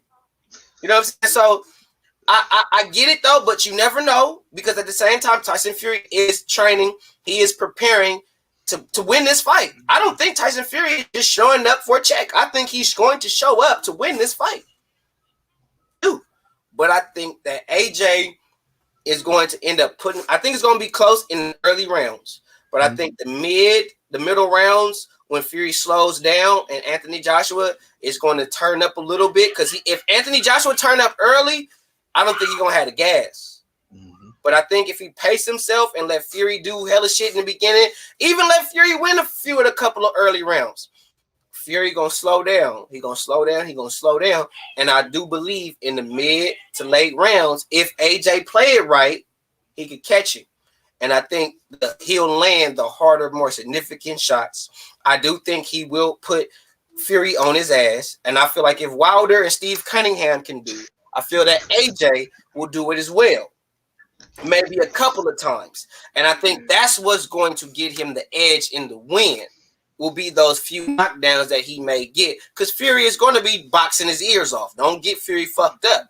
But I think when Joshua put that pressure on him and start catching him with them heavy Nigerian hard punches, I don't know.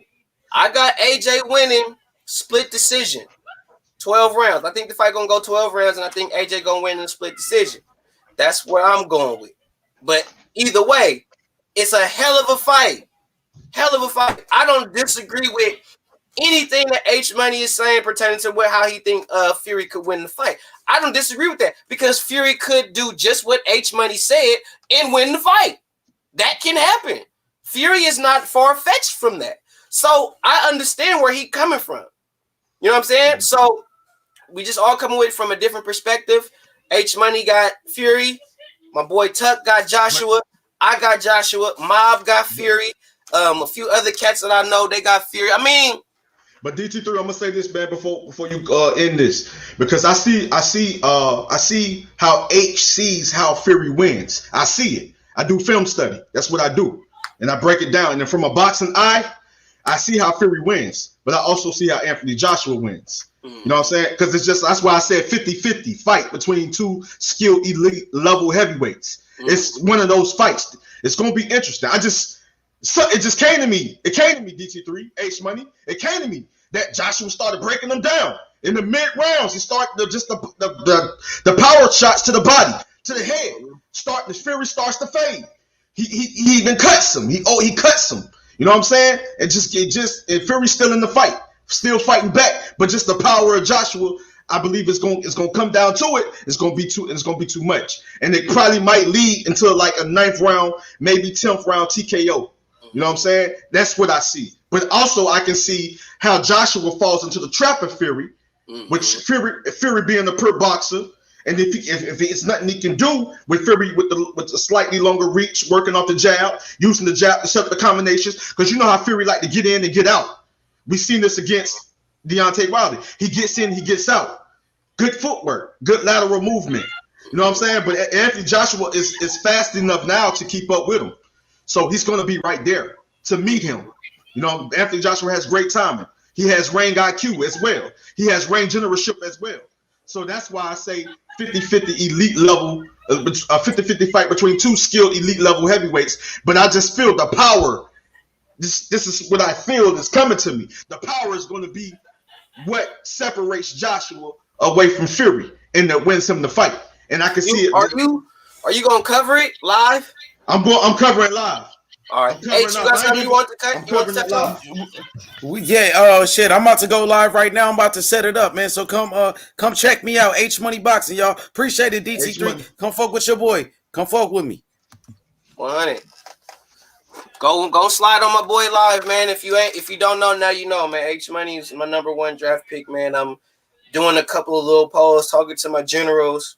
I'm gonna let y'all in on a little secret. I wasn't gonna say this public, but anybody that's a part of the community that I created and I'm trying to build, that my fellas is really just catapulting with. You know what I'm saying? Once we kind of excommunicate you from the order, getting back in it ain't possible. But due to certain situations and circumstances, especially with my man Tuck right here and the stuff that he was trying to do to get me and H Money to talk and all that, we in negotiations. And and depending on what I get from Myron and Two Hands, H Money may be an exception to the rule. Maybe. All right. Because I still feel in my heart that's my #1 draft pick. That's the motherfucker that I got his back no matter what. That's my dude. I've always felt like that since the first day I met him. You know what I'm saying? I knew what kind of dude he was. Everybody was mad at him because he had all this high energy and he was cussing everybody out and shit. I already knew that's what he was, and I liked that energy. You know what I mean? But among other things, certain YouTubers, I'm not going to disclose which YouTuber because it was something that was disclosed behind the scenes that I'm not going to disclose publicly, that came and wanted to tell my man H Money some falsified shit on my name towards him, which led him to feel a certain type of way about me. So we talked by the grace of God, thanks to this man right here and Andrew Tuck right here. And we came back together and we talked some shit out. We hashed some shit out. And I'm on board with letting my #1 pick slide back. I'm on board with that. But I'm only on board with that if my squad is on board with it, if my clique is on board with it, because there are no leaders in the NBBC. Where there are no, I have to say that over and over. I'm the creator, but I'm no leader of this. This is nothing but a movement that I created, and I got a few brothers that's willing to help me push the movement. We all generals. We all generals in our own right. As my man Tuck always say, we all generals. So Tuck don't follow me. Deuce don't follow me. Myron don't follow me, and vice versa. We all are our own men. And we all come together for one purpose, which is the integrity of the sport of boxing. That's the one thing that we share. That's the one thing that we all have in common. That's why we can come together and say we NBBC, because we gonna call it down the middle no matter what. If I'm wrong and Tuck say, yo, D, you wrong, boom, you wrong, I'm not gonna be mad at him for that. That's NBBC. If I'm wrong, bro, that's not us. That's not what we do. And Tuck got that right. Myron got that right. Two Hands got that right. We keep each other honest. And that's how we're going to change the ulterior motive in the YTBC. And I feel that we have already made a stance in the YTBC. We've already put our stamp in the YTBC. And we're going to keep putting our stamp. Because I remember when we started this, Tuck had 3,000 subs. Nigga at 7 now. Start this. I was at 1,000. I'm at 6 now. And I'm letting this shit be known right here. I'm officially on the road to 10,000 subscribers. My goal is to get to 10,000 subscribers either before my next birthday, if not by the end of the year, before my next birthday, February 13th. So all the stuff I said I wasn't gonna do pertaining to talking about certain gossips and all that, I'm finna give y'all content after content after content. Cause I'm on the road to 10,000. So you see who I asked you to subscribe at the bottom. Check the bottom. You see it. Boxing Logic United, Andrew Tucker World, Mr. Two Hands Up, Jay Beasy. That's the crew. That's NBBC. That's the crew. Those are all the generals, the head honchos. You did? I always got love for them. I'm going to always respect them. I'm going to always respect their opinion. And if I ever had an issue with any of them, you will never know publicly. They will all know via phone call or text message. We do not address each other about personal shit publicly. That's not what we do. It's all private. I got a problem with Tuck. Tuck got a problem with me. Tuck gonna call my phone, be like, bruh, what the fuck? You feel me? So I just want to send a special shout out to Boxing Logic United, aka Myra Magnus, aka Double Lim. Send a special shout out to Andrew Tucker World, my nigga.